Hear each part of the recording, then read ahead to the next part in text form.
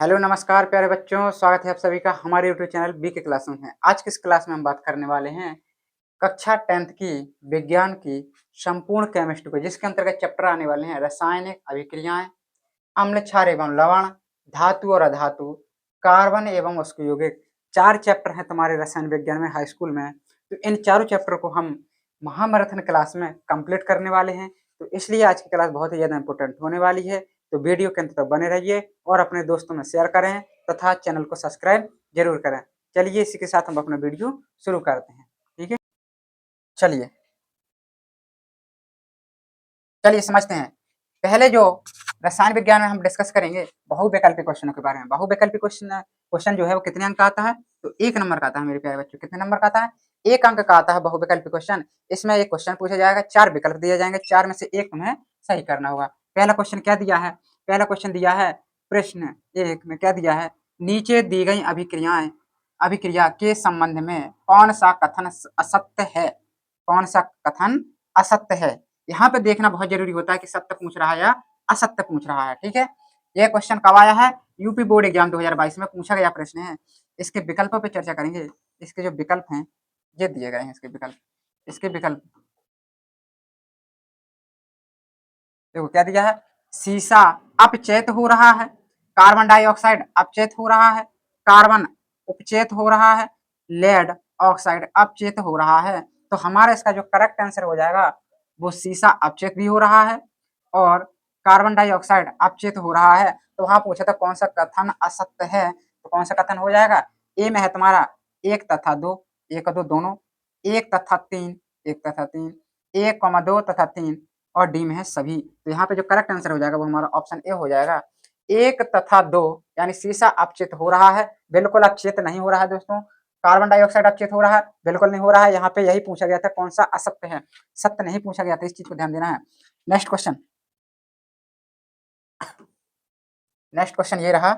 आज की जो क्लास में होने वाले हैं वो बहुत ही ज्यादा इंपॉर्टेंट होने वाले क्वेश्चन। तो एक भी क्वेश्चन को स्किप बिल्कुल मत करना। लिखा है Fe2O3 प्लस के 2Al, अभिक्रिया का तीर है Al2O3 प्लस के 2Fe। ये क्वेश्चन दिया गया है, कह रहा ऊपर दी गई अभिक्रिया किस प्रकार की है। पूछा गया है यूपी बोर्ड एग्जाम में 2019 में, 2023 में पूछा गया क्वेश्चन है। पहला ऑप्शन दिया है संयोजन अभिक्रिया, दूसरा दिया है द्वि विस्थापन अभिक्रिया, तीसरा है वियोजन अभिक्रिया, डी नंबर है विस्थापन अभिक्रिया।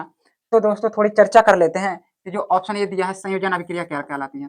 संयोजन अभिक्रिया की अगर बात करें हम, तो संयोजन जो अभिक्रियाएं होती हैं वो अभिक्रियाएं कहलाती हैं जिनमें दो अभिकारक, अभिकारक मीन्स होते हैं जो अभिक्रिया के पहले लिखे रहते हैं। ये क्या कहलाते हैं हमारे? अभिकारक कहलाते हैं। क्या कहलाते हैं? अभिकारक। और जो अभिक्रिया के फलस्वरूप बनते हैं उनको कहते हैं हम उत्पाद। तो जब दो अभिकारक परस्पर क्रिया करके एक नया उत्पाद बनाते हैं तो उन्हें संयोजन अभिक्रिया कहते हैं। क्या दोनों मिलकर एक उत्पाद बना रहे हैं? बिल्कुल नहीं बना रहे हैं। तो ये हमारा गलत हो जाएगा। द्वि विस्थापन में होता है कि जब दो उत्पाद जिनमें आयन उपस्थित हो, क्या हो? आयन उपस्थित हो, जैसे Na प्लस Cl माइनस। जब आयन उपस्थित हो और दो आयन परस्पर मिलकर एक नया उत्पाद बनाते हैं तो ऐसे अभिक्रियाओं को कहते हैं द्विविस्थापन। तो यहाँ पे आयन भी नहीं है तो यहाँ पे ये अभिक्रिया गलत है। वियोजन अभिक्रिया कहलाती है जब दो अभिकारक परस्पर क्रिया करके दो या दो से अधिक भागों में टूट जाते हैं, यानी टूटना, विघटित होना, ये कहलाता है वियोजन अभिक्रिया। तो यहाँ पे करेक्ट आंसर हो जाएगा हमारा, करेक्ट आंसर हो जाएगा हमारा विस्थापन अभिक्रिया। विस्थापन अभिक्रिया क्या कहलाती है? विस्थापन अभिक्रिया वे कहलाती हैं कि जिसमें अधिक क्रियाशील तत्व अपने से कम क्रियाशील तत्व को उसके स्थान से विस्थापित कर देता है और स्वयं उसके स्थान पर जुड़ जाता है। तो देखो यहाँ पे एफी ने क्या किया है, एफी ने एल Fe2O3 2Al है, तो यहाँ पे क्या किया है, एफी ने O3 का यानी O का त्याग कर दिया है, एफी अपना अलग हो गया है, Al इसके साथ जुड़ गया है। तो यहाँ पे एफी ने Al को O3 के साथ ऐड कर दिया है और Fe अलग निकल गया है। तो इस तरीके से यहाँ पे विस्थापन हुआ है। Fe का क्या हो गया है? विस्थापन हो गया है, ये अलग निकल गया है। तो इसलिए यहाँ पे विस्थापन अभिक्रिया कहलाएगी बेटा। ठीक है, तो यहाँ पे करेक्ट आंसर हो जाएगा वो हमारा डी ऑप्शन हो जाएगा। चलते हैं नेक्स्ट क्वेश्चन की ओर। नेक्स्ट क्वेश्चन ये रहा हमारा। नेक्स्ट क्वेश्चन कह रहा अभिक्रिया जिनमें आयनों के विनिमय अदला बदली से नए यौगिक बनते हैं कहलाती हैं। तो अभी बताया था हमने आयनों के विनिमय से जो बनती है उन्हें कौन सा अभिक्रिया कहते हैं? नंबर 1 प्रतिस्थापन अभिक्रिया, द्वि विस्थापन अभिक्रिया, योगात्मक अभिक्रिया, वियोजन अभिक्रिया। बेटा यहाँ पे देखना है कि प्रतिस्थापन जो दिया है प्रतिस्थापन, प्रतिस्थापन का दूसरा नाम विस्थापन होता है, विस्थापन अभिक्रिया। ठीक है, ये दोनों एक ही अभिक्रियाएं कहलाती हैं। यहाँ पे पूछा गया था आयनों के विनिमय, आयनों के विनिमय से अभी हमने जस्ट बताया था द्वि विस्थापन अभिक्रिया, इसका करेक्ट आंसर हो जाएगा। 2023 में पूछा गया सवाल है, वेरी वेरी इंपॉर्टेंट क्वेश्चन है बेटा, ये वेरी वेरी इंपॉर्टेंट है, क्योंकि इसी तरीके के क्वेश्चन तुम्हारे बोर्ड एग्जाम में पूछे जाते हैं। ठीक है, चलते हैं नेक्स्ट क्वेश्चन की ओर।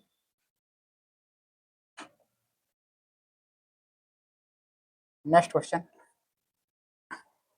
ये रहा तुम्हारा नेक्स्ट क्वेश्चन, कह रहा कार्बन को वायु में जलाने पर कार्बन डाइऑक्साइड का बनना उदाहरण है।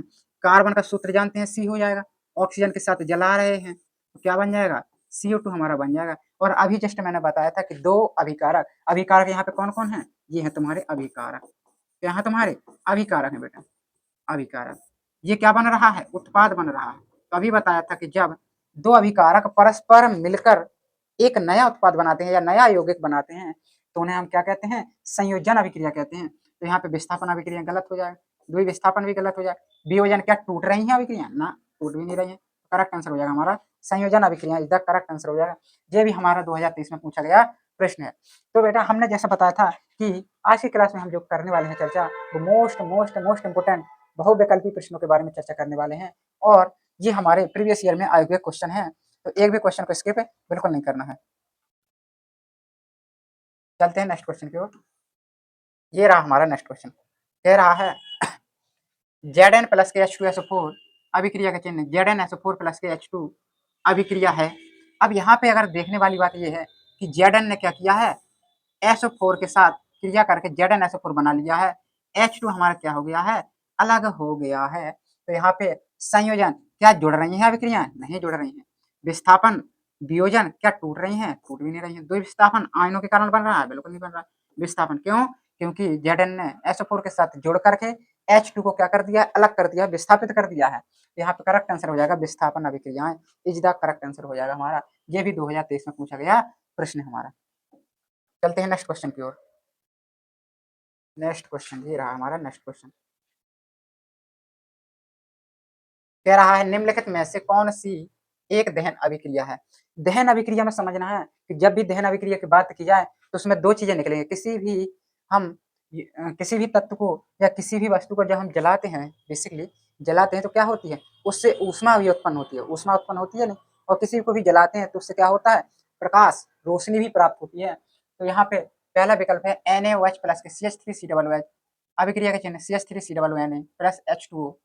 दूसरा दिया है CH4 प्लस Cl2, सूर्य के प्रकाश में CH3Cl प्लस HCl बन रहा। CH4 को समझना है किसका सूत्र है, ये मेथेन का सूत्र कहलाता है। किसका कहलाता है, मेथेन का सूत्र कहलाता है। ऑक्सीजन के साथ जल रही है, CO2 बन रहा है, प्लस के 2H2O प्लस के ऊष्मा एवं प्रकाश, ऊष्मा एवं प्रकाश यहाँ पे बन रहा है बेटा। तो यही हमारा करेक्ट आंसर हो जाएगा, option C is the correct answer, क्योंकि दहन अभिक्रिया में ऊष्मा और प्रकाश दोनों ही प्राप्त होते हैं। यह भी 2023 में पूछा गया प्रश्न हमारा। चलते हैं नेक्स्ट क्वेश्चन की ओर। जी आ गया हमारा BaCl2 प्लस के Na2SO4 अभिक्रिया का चिन्ह BaSO4 प्लस के 2NaCl रासायनिक अभिक्रिया किस प्रकार की है, योग क्या दोनों जुड़ रही हैं, नहीं जुड़ रही हैं। विस्थापन अभिक्रिया क्या किसी को विस्थापित कर रही हैं, नहीं कर रही हैं। द्वि विस्थापन अभिक्रिया अपघटन क्या टूट रही हैं, बिल्कुल नहीं टूट रही हैं। द्वि विस्थापन इसका करेक्ट आंसर हो जाएगा। कैसे हो जाएगा समझते हैं, देखो BaCl2 प्लस के Na2SO4 BaSO4 प्लस के 2NaCl यही है हमारा। देखो हम जानते हैं कि Na के ऊपर कितना होता है, Na के ऊपर प्लस होता है।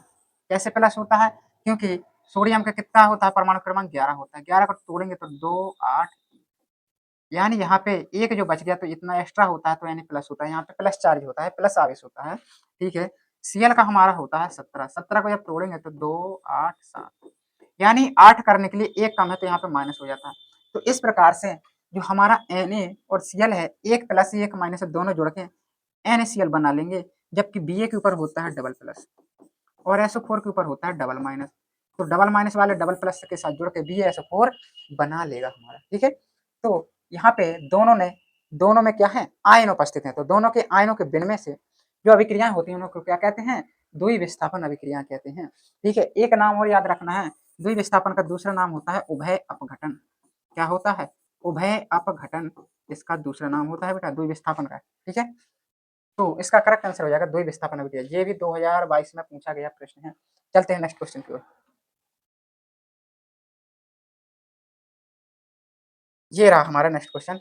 Fe2O3 प्लस के 2Al अभिक्रिया के चिन्ह Al2O3 प्लस के 2Fe, यह अभिक्रिया किस प्रकार की है, किस प्रकार की अभिक्रिया है। तो देखो यहाँ पे अभी हमने ऐसा क्वेश्चन कर चुके हैं। Fe क्या हो रहा है, यहाँ से देखो अलग ही हो गया बेटा। क्या हो गया, अलग हो गया, विस्थापित हो गया है। क्यों विस्थापित हो गया है, क्योंकि जो विस्थापन अभिक्रिया होती है वो बताती हैं कि अधिक क्रियाशील तत्व अपने से कम क्रियाशील तत्व को क्या कर देता है, अपने स्थान से विस्थापित कर देता है। क्या कर देता है, विस्थापित कर देता है, अलग कर देता है उसको। ठीक उसी तरीके से जिस तरीके से आजकल के जो समाज है, समाज में छोटे व्यक्तियों की कोई इज्जत नहीं होती है, जो गरीब है उनकी कोई इज्जत नहीं होती है, बड़े आदमी उनको वैसे ही दुत्कार देते हैं। ठीक इसी तरीके से यहाँ पे जो होता है, अधिक क्रियाशील तत्व अधिक बलशाली होता है, जो वो अपने से कम जो क्रियाशील तत्व है उसको अलग कर देता है। ठीक है, तो यहाँ पे एफ क्या हो गया, एल एफ अलग हो गया है, एल जुड़ गया है, तो यहाँ पे कौन सा हो जाएगा, विस्थापन अभिक्रिया का करेक्ट आंसर हो जाएगा। वियोजन गलत हो जाएगा, संयोजन गलत हो जाएगा, द्विविस्थापन, क्योंकि ना तो यहाँ पे आयनों की विनिमय हो रहा है, ना ही वियोजित हो रहे हैं, टूट रहे हैं, और ना ही जुड़ रहे हैं। यहाँ पे क्या हो जाएगा, विस्थापन अभिक्रिया करेक्ट आंसर 2022 में पूछा गया क्वेश्चन है हमारा। नेक्स्ट क्वेश्चन, नेक्स्ट क्वेश्चन ये रहा। रासायनिक समीकरण BaCl2 जली, H2SO4 जली, BaSO4 ठोस, 2HCl जली है। योगात्मक अभिक्रिया, योगात्मक अभिक्रिया कहलाता है दोनों जुड़ रही हैं क्या, बिल्कुल नहीं जुड़ रही बेटा। निराकरण भी नहीं हो रहा है, अवक्षेप अभिक्रिया इनमें से कोई नहीं। अब देखो अवक्षेपण यहाँ पे आई है नई अभिक्रिया, तो अवक्षेपण बता दें कि जब दो अभिकारक परस्पर क्रिया करके जब उत्पाद बनाते हैं तो उसमें ठोस ठोस अभिलेय का निर्माण होता है, जिसको हम कह देते हैं अवक्षेप। यानी कि जिसमें अवक्षेप का निर्माण हो, अवक्षेप बने, उसको कहते हैं अवक्षेपण अभिक्रिया। तो यहाँ पे ठोस भी ऐसे बन रहा है, तो यहाँ पे करेक्ट आंसर हो जाएगा अवक्षेपण अभिक्रिया। ये हमारा 2022 में आया हुआ प्रश्न बेटा। ठीक है, आशा करता हूँ कि आप लोगों के कॉन्सेप्ट क्लियर होते जा रहे होंगे। जो भी डाउट हुआ करें कमेंट कर दिया करें। ठीक है, चलते हैं। दी गई अभिक्रिया SO4SO2 प्लस 2H2S 2H2O3S में अपचायक, अपचायक यहाँ पे पूछा गया है, 2019 में पूछा गया प्रश्न है, तो यहाँ पे हमारा अपचायक हो जाएगा H2S is the correct answer हो जाएगा। H2S जो हो जाएगा यहाँ पे अपचायक का काम कर रहा है। ठीक है, चलते हैं नेक्स्ट क्वेश्चन।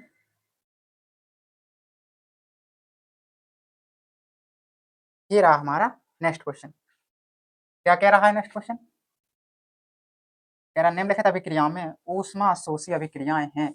ऊष्मा शोषी अभिक्रिया, ऊष्मा शोषी, शोषी में होता है शोषण करती हैं, जो ऊष्मा ज्यादा लगती है जिनमें सल्फ्यूरिक अम्ल का तनुकरण, शुष्क बर्फ का ऊर्ध्वातन, वाष्प का संघनन, जल का वाष्प में परिवर्तन। पहला कह रहा है 1 और 3, 1 और 3 क्या सही है, केवल 2, केवल 3, 2 और 4। देखो यहाँ पे जो देखने वाली बात ये है कि शुष्क बर्फ, बर्फ को जब ऊर्ध्वातन कहलाता है, बर्फ को वाष्प के रूप में परिवर्तित करना। जब बर्फ को हम गलाएंगे तो क्या होगी, ज्यादा ऊष्मा लगेगी, यानी ऊष्मा का क्या होगा, अवशोषण होगा, शोषण होगा। तो यहाँ पे जो करेक्ट आंसर हो जाएगा, यहाँ पे शुष्क बर्फ का ऊर्ध्वातन और जल का वाष्प में परिवर्तन, ये हमारा करेक्ट आंसर हो जाएगा। 2 और 4 कौन से में है, option number D is the correct answer. क्योंकि वाष्प का संघनन यानी होगा कि जो वाष्प है उसको बर्फ में बगाना, तो ये हमारा गलत हो जाएगा ये दोनों। ठीक है, यहाँ पे जो सबसे ज्यादा ऊष्मा लगेगी वो किसमें लगेगी, बर्फ को ऊर्ध्वातन उड़ाने में, ठीक है, और जल का वाष्प में परिवर्तित करने में सबसे ज्यादा ऊष्मा यहाँ पे खर्च होने वाली है। ठीक है, तो ये हमारा करेक्ट आंसर हो जाएगा। 2019 में पूछा गया ये क्वेश्चन है हमारा। चलते हैं नेक्स्ट क्वेश्चन। ये रहा हमारा नेक्स्ट क्वेश्चन। क्या कह रहा है, रासायनिक अभिक्रिया 2FeCl3 plus 2H2O plus Y अभिक्रिया का चिन्ह 2FeCl2 plus H2SO4 plus 2HCl में Y है। 2018 में पूछा गया प्रश्न है। पहला विकल्प है S, दूसरा है H2S, तीसरा है SO4 SO2, डी नंबर में है Cl2। अब देखने वाली बात यहाँ पे ये है कि इस अभिक्रिया को ध्यान से देखेंगे, जो अभिकारक है, अभिकारक में ध्यान से देखेंगे और उत्पाद में ध्यान से देखेंगे। उत्पाद में देखने वाली बात यह है कि यहाँ पे S आया है हमारा, क्या यहाँ पे कहीं पे S दिख रहा है, Y का मान चाहिए, नहीं दिया है, तो हमारा S तो आना ही आना है विकल्प में, यहाँ पे तो S दिया ही नहीं है, तो ये विकल्प तो टोटली गलत हो जाएगा। अब हमने S देखा कि S तो चाहिए चाहिए हमें। अब और क्या देखने वाली बात है, और देखने वाली बात ये है कि यहाँ पे Cl कितने हैं तुम्हारे 3 हैं, यहाँ पे कितने हैं तुम्हारे, एक यहाँ पे है, 2 यहाँ पे, तो 3 है, ये पूरे हो गए। H देखो H कितने हैं यहाँ पे, 2 2 4 H हैं, 2 यहाँ पे हो गए, 2 यहाँ पे हो गए, तो 4 H यहाँ पे भी हो गए, कंप्लीट हो गए। O यहाँ पे देखो 2 O है यहाँ पे कितने हैं, 4 हैं, तो यानी 2 और कम है, यानी SO2 इसका करेक्ट आंसर हो जाएगा। S भी नहीं हो जाएगा क्योंकि यहाँ पे O यानी ऑक्सीजन की भी कमी हो रही है, यहाँ पे O के अणु पूरे तरीके से मैच नहीं कर रहे हैं, तो O के भी अणु क्या हुए यहाँ पे कम पड़ रहे हैं, तो करेक्ट आंसर हो जाएगा SO2। अगर हम यहाँ पे SO2 रख दें तो अभिक्रिया हमारी संतुलित हो जाएगी, क्या हो जाएगी, संतुलित हो जाएगी अभिक्रिया हमारी। चलते हैं नेक्स्ट क्वेश्चन पे। ये रहा हमारा नेक्स्ट क्वेश्चन, कह रहा है लोह चूर्ण, लोह चूर्ण यानी Fe, तनु हाइड्रोक्लोरिक अम्ल, तनु हाइड्रोक्लोरिक अम्ल डालने से क्या होता है, सही उत्तर पर निशान लगाइए। हाइड्रोजन गैस एवं आयरन क्लोराइड बनता है, क्लोरीन गैस एवं आयरन हाइड्रोक्साइड बनता है, कोई अभिक्रिया नहीं होगी, आयरन लवण व जल बनता है। तो देखो जब इसकी हम क्रिया कराएंगे तो यहाँ पे जो हमें लेना पड़ेगा 2 अणु, यहाँ पे लेना पड़ेगा 2 अणु, क्यों लेना पड़ेगा, क्योंकि जब ये दोनों क्रिया कराएंगे तो हमारा H2 जो गैस है वो निकल जाएगी। जब H2 निकल जाएगी, H चाहिए 2, तो यहाँ पे बच जाएगा 2FeCl, यानी कि आयरन क्लोराइड, क्या बनेगा, आयरन क्लोराइड, आयरन क्लोराइड हमारा बनेगा बेटा। और ये हाइड्रोजन गैस निकल जाएगी, कौन सा विकल्प हो जाएगा, हाइड्रोजन गैस एवं आयरन क्लोराइड बनता है। एनसीईआरटी में पूछा गया ये तुम्हारा प्रश्न है। चलते हैं नेक्स्ट क्वेश्चन की ओर। ये रहा हमारा नेक्स्ट क्वेश्चन, कह रहा निम्न में से कौन एक संयोजन अभिक्रिया नहीं है, संयोजन अभिक्रिया नहीं है।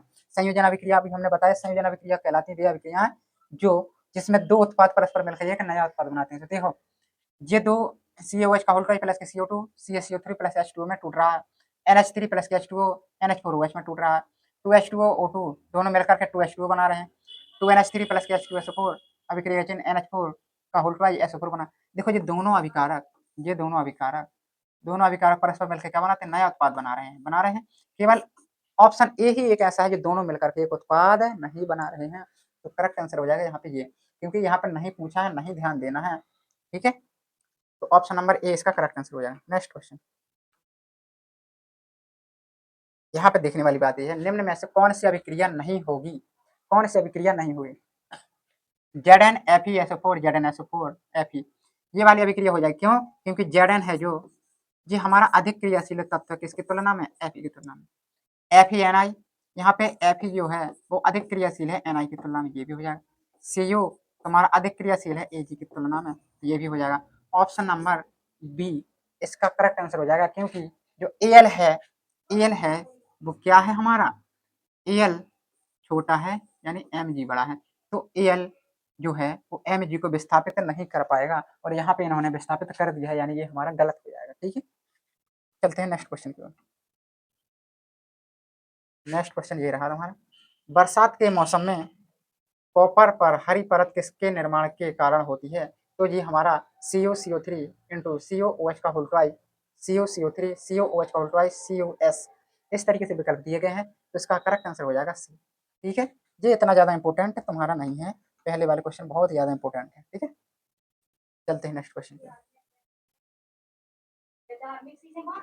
ये दिया है निम्नलिखित अभिक्रिया एक उदाहरण है, 2NH3 5O2 4NO 6H2O कह रहा अभिक्रिया है। देखो यहाँ पे विस्थापन अभिक्रिया, क्या विस्थापन अभिक्रिया हो रही है, संयोजन जुड़ तो बिल्कुल नहीं रही है, तो ये तो टोटली गलत हो जाएगा। उदासीनीकरण, उदासीनीकरण यहाँ पे नई अभिक्रिया आई है, ये उदासीनीकरण तुम्हारी नेक्स्ट चैप्टर में है, यानी दूसरे में है, अम्ल और क्षार, अम्ल और क्षार में तुम्हें पढ़ने को मिलेगी उदासीनीकरण। लेकिन मैं थोड़ी बता देता हूँ तुम्हें कि जो उदासीनीकरण होती है इसमें अम्ल और क्षार, अम्ल प्लस क्षार परस्पर क्रिया करके लवण व जल बनाएंगे, लवण प्लस जल बनाएंगे, तो इस अभिक्रिया को कहते हैं हम उदासीनीकरण। यहाँ पे ये भी नहीं होने वाली, यानी विस्थापन अभिक्रिया और रेडॉक्स अभिक्रिया दोनों ही हमारे करेक्ट आंसर हो जाएगा। 1 और 3 कौन से विकल्प में है, 1 और 3 हमारा सी में करेक्ट आंसर हो जाएगा, 1 और 3 यानी विस्थापन अभिक्रिया और रेडॉक्स अभिक्रिया इज द करेक्ट आंसर हो जाएगा हमारा, ठीक है। ये भी एनसीईआरटी पर आधारित तुम्हारा प्रश्न है। नेक्स्ट क्वेश्चन, निम्नलिखित में से ऊष्माक्षेपी प्रक्रम है, ऊष्माक्षेपी जल की बिना बुझे चूने से क्रिया, एक अम्ल का तनुकरण, जल का वाष्पीकरण, कपूर कोष्ठक में क्रिस्टल का ऊर्ध्वाधन। ए में दिया है 1 एवं 2, 1 और 2 दोनों, 2 और 3, 2 और 3, 1 और 4, 3 और 4। तो यहाँ पे देखो, यहाँ पे जो ऊष्माक्षेपी होगा, अभी हमने पढ़ा था जल का वाष्पीकरण, जल का वाष्पीकरण क्या हो जाएगा, सही नहीं होगा। तो यहाँ पे देखो जो सही हमारा आंसर होगा तो क्या हो जाएगा, जल के बिना बुझे हुए चूने से क्रिया और जल का वाष्पीकरण, यानी 1 और 3 हमारा क्या हो जाएगा, करेक्ट आंसर हो जाएगा। तो 1 और 3 हमारा कौन से विकल्प में है, 1 मिनट, यहाँ पे ऊष्माक्षेपी जल के बिना बुझे हुए चूने के साथ क्रिया और ऊर्ध्वाधन जल का वाष्पीकरण।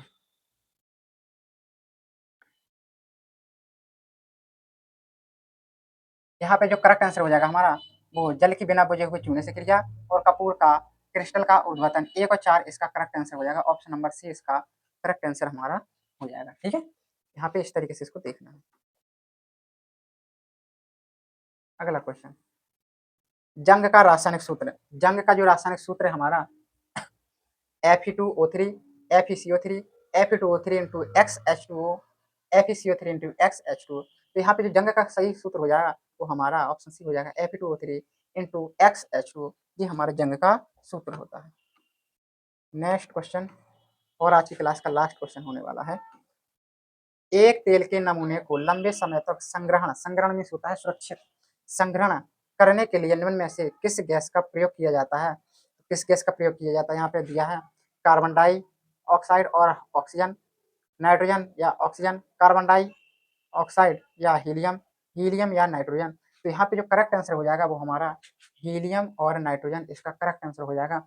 जो तेल के नमूने को लंबे समय तक यानी अधिक से अधिक समय तक सुरक्षित रह सके तो उनको रखने के लिए हीलियम और नाइट्रोजन गैस की आवश्यकता पड़ती है। कोई विलयन लाल लिटमस को नीला कर देता है, इसका पीएच संभवतः क्या होगा, क्या पूछ रहा है, इसका पीएच मान पूछ रहा है कि कितना होगा। तो एक चीज याद रखना है, एक नाम याद रखना है बेटा, तो ये वाला कंफ्यूजन हमेशा के लिए दूर हो जाएगा कि कौन सा लाल लिटमस पेपर को नीला करता है, कौन नीले को लाल करता है। तो एक नाम याद रखना है, क्या नाम याद रखना है, एक नाम याद रखना है अनिल, अनिल एक नाम याद रखना है बेटा। यहाँ पे आ से मतलब है तुम्हारा अम्ल, क्या है मतलब अम्ल, ना नी से मतलब है नीला और लाल से मतलब है लाल। क्या मतलब निकला, यहाँ मतलब हमारा निकला कि जो अम्ल होगा वो नीले लिटमस पेपर को लाल कर देगा, अम्ल जो होता है वो नीले लिटमस पेपर को लाल कर देता है। इसका उल्टा कर दिया जाए क्षार, तो क्षार क्या होगा, लाल लिटमस पेपर को नीला कर देता है। तो यहाँ पे क्या कहा है कि लाल लिटमस पेपर को नीला कर देता है, लाल को नीला कर रहा है तो क्या हो जाएगा हमारा क्षार हो जाएगा, लेकिन क्षार तो विकल्प में दिया गया नहीं है, यहाँ पे पीएच मान पूछ रहा है। तो बेटा एक चीज याद रखना कि पीएच मान जो है 7 से कम, 7 से कम जो होता है वो अम्ल का पीएच मान होता है। अगर 7 से कोई कम वैल्यू दी है तो वह है अम्ल होगा, 7 से अधिक, 7 से अधिक है अगर कोई मान जैसे 8, 9, 10 तो वह क्षार होगा। और अगर केवल 7 ही है, 7, 7 बराबर लिखा है, ठीक है, तो वह क्या होगा, उदासीन, क्या हो जाएगा, उदासीन हो जाएगा बेटा। ठीक है, तो इस तरीके से याद रखना है कि अम्ल नीले लिटमस पेपर को लाल कर देता है, जो अम्ल का पीएच मान होता है वो कितना होता है, 7 से कम होता है। ठीक है, और जो क्षार होता है उसका पीएच मान कितना होता है, उसका पीएच मान 7 से कितना होता है, बहुत अधिक होता है। ठीक है, तो यहाँ पे पूछा गया है कोई विलयन लाल लिटमस को नीला कर देता है, लाल को नीला कर रहा है यानी क्षार। तो यहाँ 7 से अधिक कौन सा मान दिख रहा है, एक, ये तो 7 से कम है, ये 7 से कम है, ये 7 से कम है, कौन सा हो जाएगा, ऑप्शन डी इसका करेक्ट आंसर हो जाएगा। कह रहा है कि पीएच मान कितना होगा, तो पीएच मान तुम्हारा 10 होगा। ये क्वेश्चन तुम्हारा 17-23 में पूछा गया क्वेश्चन है, जो कि बहुत ही ज्यादा इंपॉर्टेंट होने वाला है। नेक्स्ट क्वेश्चन कह रहा है सल्फर डाइऑक्साइड का जलीय विलयन होता है। तो बेटा जो सल्फर डाइऑक्साइड का जलीय विलयन होता है वो किस तरीके से होता है, दिया गया है विकल्प में, अम्लीय होता है, क्षारीय होता है, उदासीन होता है, उभयधर्मी होता है। सल्फर डाइऑक्साइड यानी सल्फर डाइऑक्साइड यानी SO2, ये हमारा कैसा होता है, इसका जो जलीय विलयन होता है वो हमारा अम्लीय प्रकृति का होता है। किस प्रकृति का होता है, अम्लीय प्रकृति का होता है बेटा। नेक्स्ट क्वेश्चन, नेक्स्ट क्वेश्चन ये रहा हमारा, ये रहा हमारा नेक्स्ट क्वेश्चन, ये रहा हमारा नेक्स्ट क्वेश्चन। क्या कह रहा है, अपच का उपचार करने के लिए निम्न में से किस औषधि का उपयोग करते हैं। किस औषधि का उपयोग करते हैं, ये हमको बताना है। अपच का उपचार करने के लिए पहला दिया है एंटीबायोटिक प्रतिजैविक, ठीक है।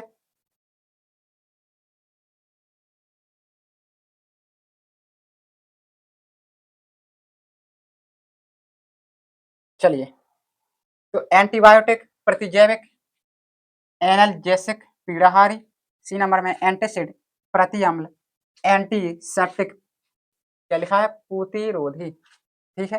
तो यहाँ पे जो अपच का उपचार करने के लिए प्रयोग किया जाता है, यहाँ पे एंटासिड या प्रतिजैविक औषधि का प्रयोग किया जाता है। तो अपच का उपचार करने के लिए हमारा एंटासिड या प्रति अम्ल इसका करेक्ट आंसर हो जाएगा। लिखा है क्षारीय विलयन का पीएच मान, अभी बताया हमने कि क्षारीय जो विलयन होता है, ये क्षारों का पीएच मान होता है, कितना होता है, 7 से अधिक होता है। तो यहाँ पे देखो 0 नहीं हो सकता है, 7 भी नहीं हो सकता है, 7 से कम भी नहीं हो सकता है, 7 से अधिक इसका करेक्ट आंसर हो जाएगा हमारा।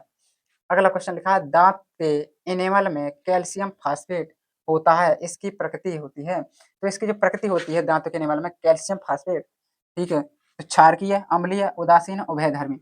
तो यहाँ पे जो सही आंसर हो जाएगा वो हमारा क्षारकीय हो जाएगा।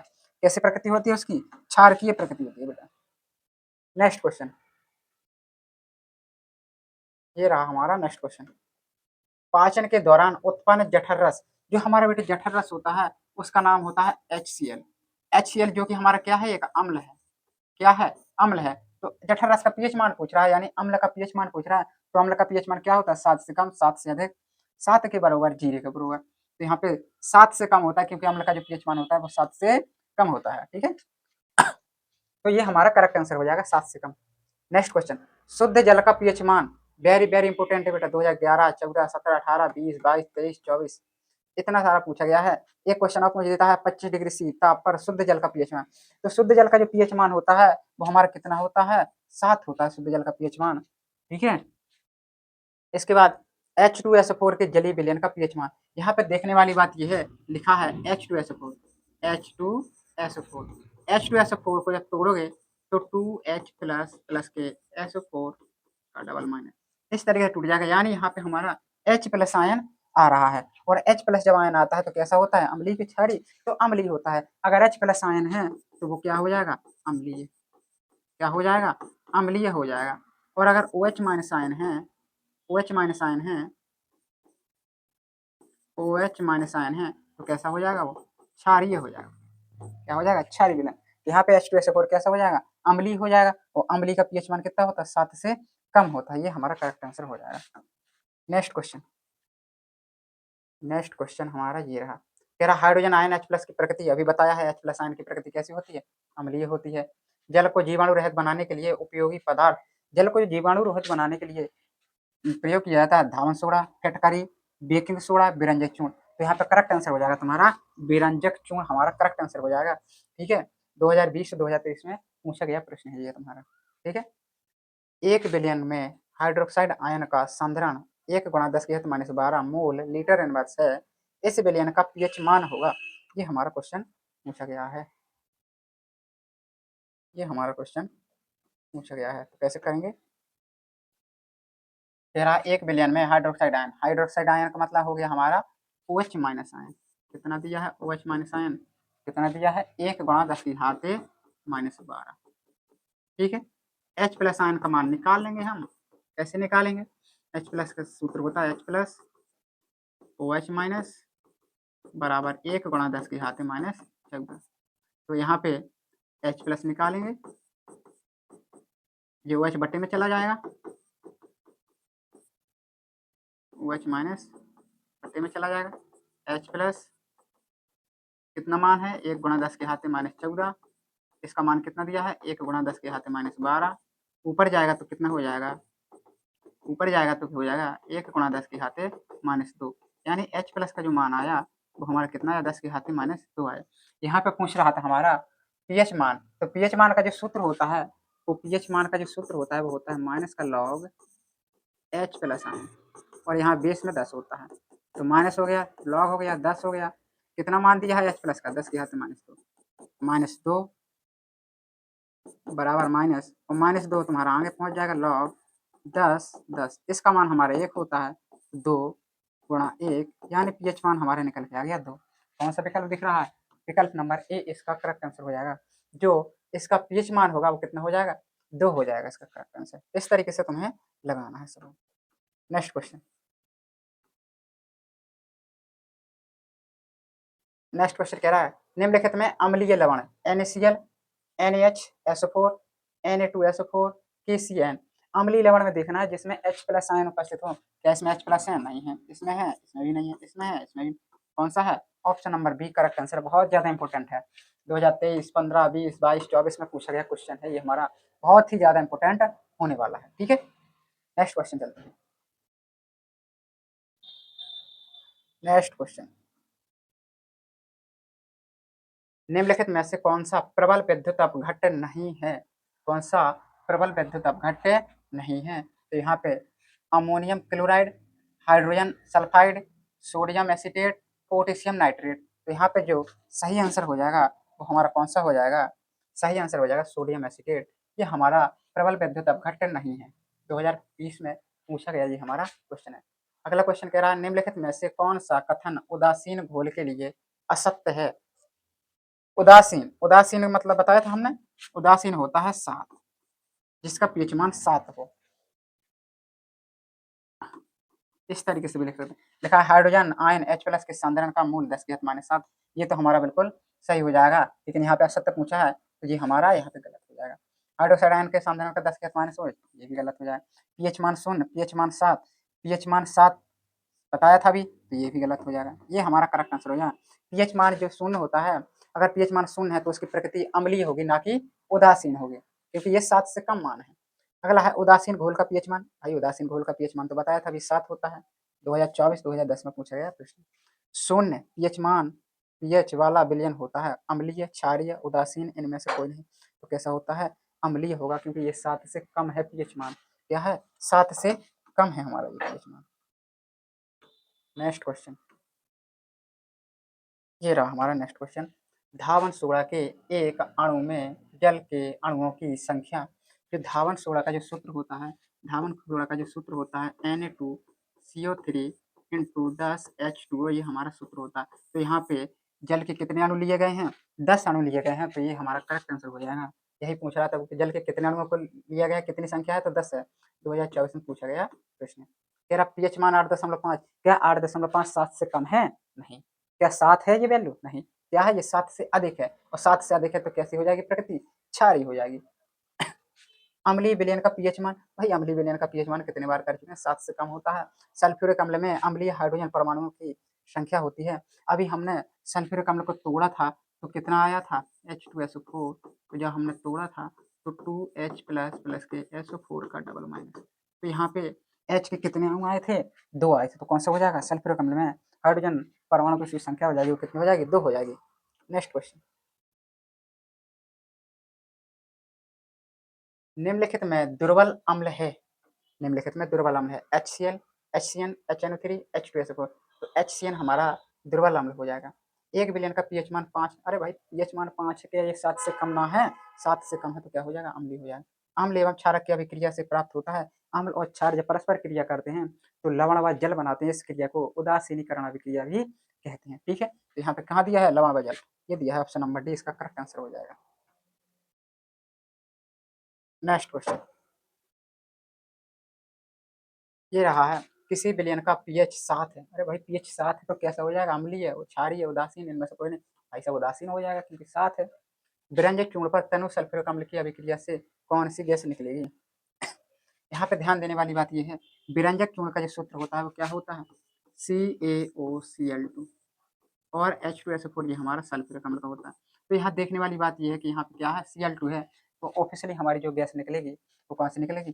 Cl2, यानी क्लोरीन गैस बाहर निकल जाएगी सभी क्रिया के पश्चात। एक विलयन नीले लिटमस को लाल कर रहा है। भाई साहब नीले को लाल कर रहा है तो कौन सा हो जाएगा? नीले को अगर लाल कर रहा है तो वह अम्ल हो जाएगा। क्या हो जाएगा? अम्ल हो जाएगा। और अम्ल का जो पीएच मान होता है वो कितना होता है? 7 होता है? नहीं, 8, 10, ये सब गलत हो जाएगा। क्यों? क्योंकि ये 7 से अधिक है तो ये क्षार कहलाएंगे, ये उदासीन, ये हो जाएगा करेक्ट आंसर अम्ल। अम्ल का जो इसका जो विलयन है वो है नीले को लाल कर रहा है तो उसका पीएच मान हमारा 6 हो जाएगा। धावन सोडा का रासायनिक सूत्र भाई अभी बताया, धावन सोडा का रासायनिक सूत्र Na2CO3 × 10H2O NaHCO3 NH4Cl NaCl। तो यहाँ पे क्या हो जाएगा, धावन सोडा का Na2CO3 × 10H2O हमारा करेक्ट आंसर हो जाएगा। नेक्स्ट क्वेश्चन, ये है हमारा नेक्स्ट क्वेश्चन। क्या कह रहा है, खाने के सोडा का रासायनिक सूत्र Na2CO3 NaHCO3 NaCl NH4Cl। तो यहाँ पे हमारा क्या हो जाएगा, NaCl तो हमारा नमक का होता है, ये नौसादर का होता है। क्या होता है जी, नमक का होता है ये सूत्र, ये नौसादर का होता है, नौसादर का होता है। ये हमारा क्या होता है, धावन सोडा का होता है, इंटू 10H2 लगा दे तो ये हमारा किसका बन जाएगा, धावन सोडा का बन जाएगा। ये हमारा खाने वाले सोडा का हो जाएगा सूत्र NaHCO3 का करेक्ट आंसर हो जाएगा। प्लास्टर ऑफ पेरिस का रासायनिक सूत्र CaSO4 × 3H2O, ये गलत हो जाएगा। CaSO4 × H2O, ये भी गलत हो जाएगा। CaSO4 × हाफ H2O, ये हमारा करेक्ट आंसर हो जाएगा। यहाँ पे बता दें, ये POP कहलाता है, प्लास्टर ऑफ पेरिस कहलाता है। यहाँ की बात की जाए तो ये हमारा जिप्सम कहलाता है। क्या कहलाता है, जिप्सम कहलाता है। ठीक है, तो यहाँ पे क्या पूछा था, प्लास्टर ऑफ पेरिस पूछा था, CaSO4 × हाफ H2O हमारा करेक्ट आंसर हो जाएगा। नेक्स्ट क्वेश्चन, Na2CO3 का प्रचलित नाम है किसका पूछ रहा है, Na2CO3 का ब्लीचिंग पाउडर, ब्रेंजक चूर्ण, baking powder, Dhawan soda, plaster of Paris. Plaster of Paris का तो अभी हमने बताया है, तो ये गलत हो जाएगा। ब्लीचिंग पाउडर का भी बता चुके हैं, ये गलत हो जाएगा। धावन सोडा का भी क्या बताया था, बेकिंग सोडा भी गलत हो जाएगा। धावन सोडा जिधर करेक्ट आंसर है, क्योंकि धावन सोडा का भी हमने सूत्र बताया था, Na2CO3 × 10H2O हमारा करेक्ट आंसर हो जाता है। तो यहाँ पे Na2CO3 क्या हो जाएगा, धावन सोडा हो जाएगा। प्लास्टर ऑफ पेरिस की जल से अभिक्रिया कराने पर बनता है एप्सम, गलत। चूना पत्थर, ये भी गलत हो जाएगा। जिप्सम हमारा करेक्ट आंसर हो जाएगा। तो बेटा प्लास्टर ऑफ पेरिस का जो सूत्र होता है CaSO4 × हाफ H2O की क्रिया जब हम जल से कराते हैं, तो हमारा CaSO4 × 2H2O बन जाता है, जो कि हमारा जिप्सम हो जाता है। ठीक है, इस तरीके से इसकी अभिक्रिया होती है। नेक्स्ट क्वेश्चन,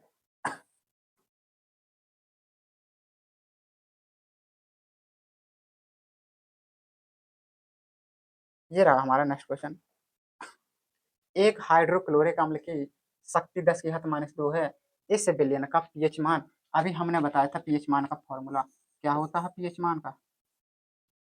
मान का जो सूत्र होता है, माइनस का लॉग H + आयन। तो यहाँ पे कितना दिया है, अम्ल की शक्ति, यानी अम्ल का समीकरण क्या दिया, अम्ल में क्या होता है H+ ही तो होता है, लॉग 10 कितना दिया है, 10⁻²। तो इसका पीएच मान कितना हो जाएगा, इसका मान 1 होता है, तो यहाँ पे 2 इसका करेक्ट आंसर हो जाएगा। पीएच मान कितना हो जाएगा, 2। कौन सा विकल्प है, ऑप्शन नंबर बी इसका करेक्ट आंसर हो जाएगा। 2018 में पूछा गया क्वेश्चन है ये तुम्हारा। ठीक है, चलते हैं नेक्स्ट क्वेश्चन की ओर।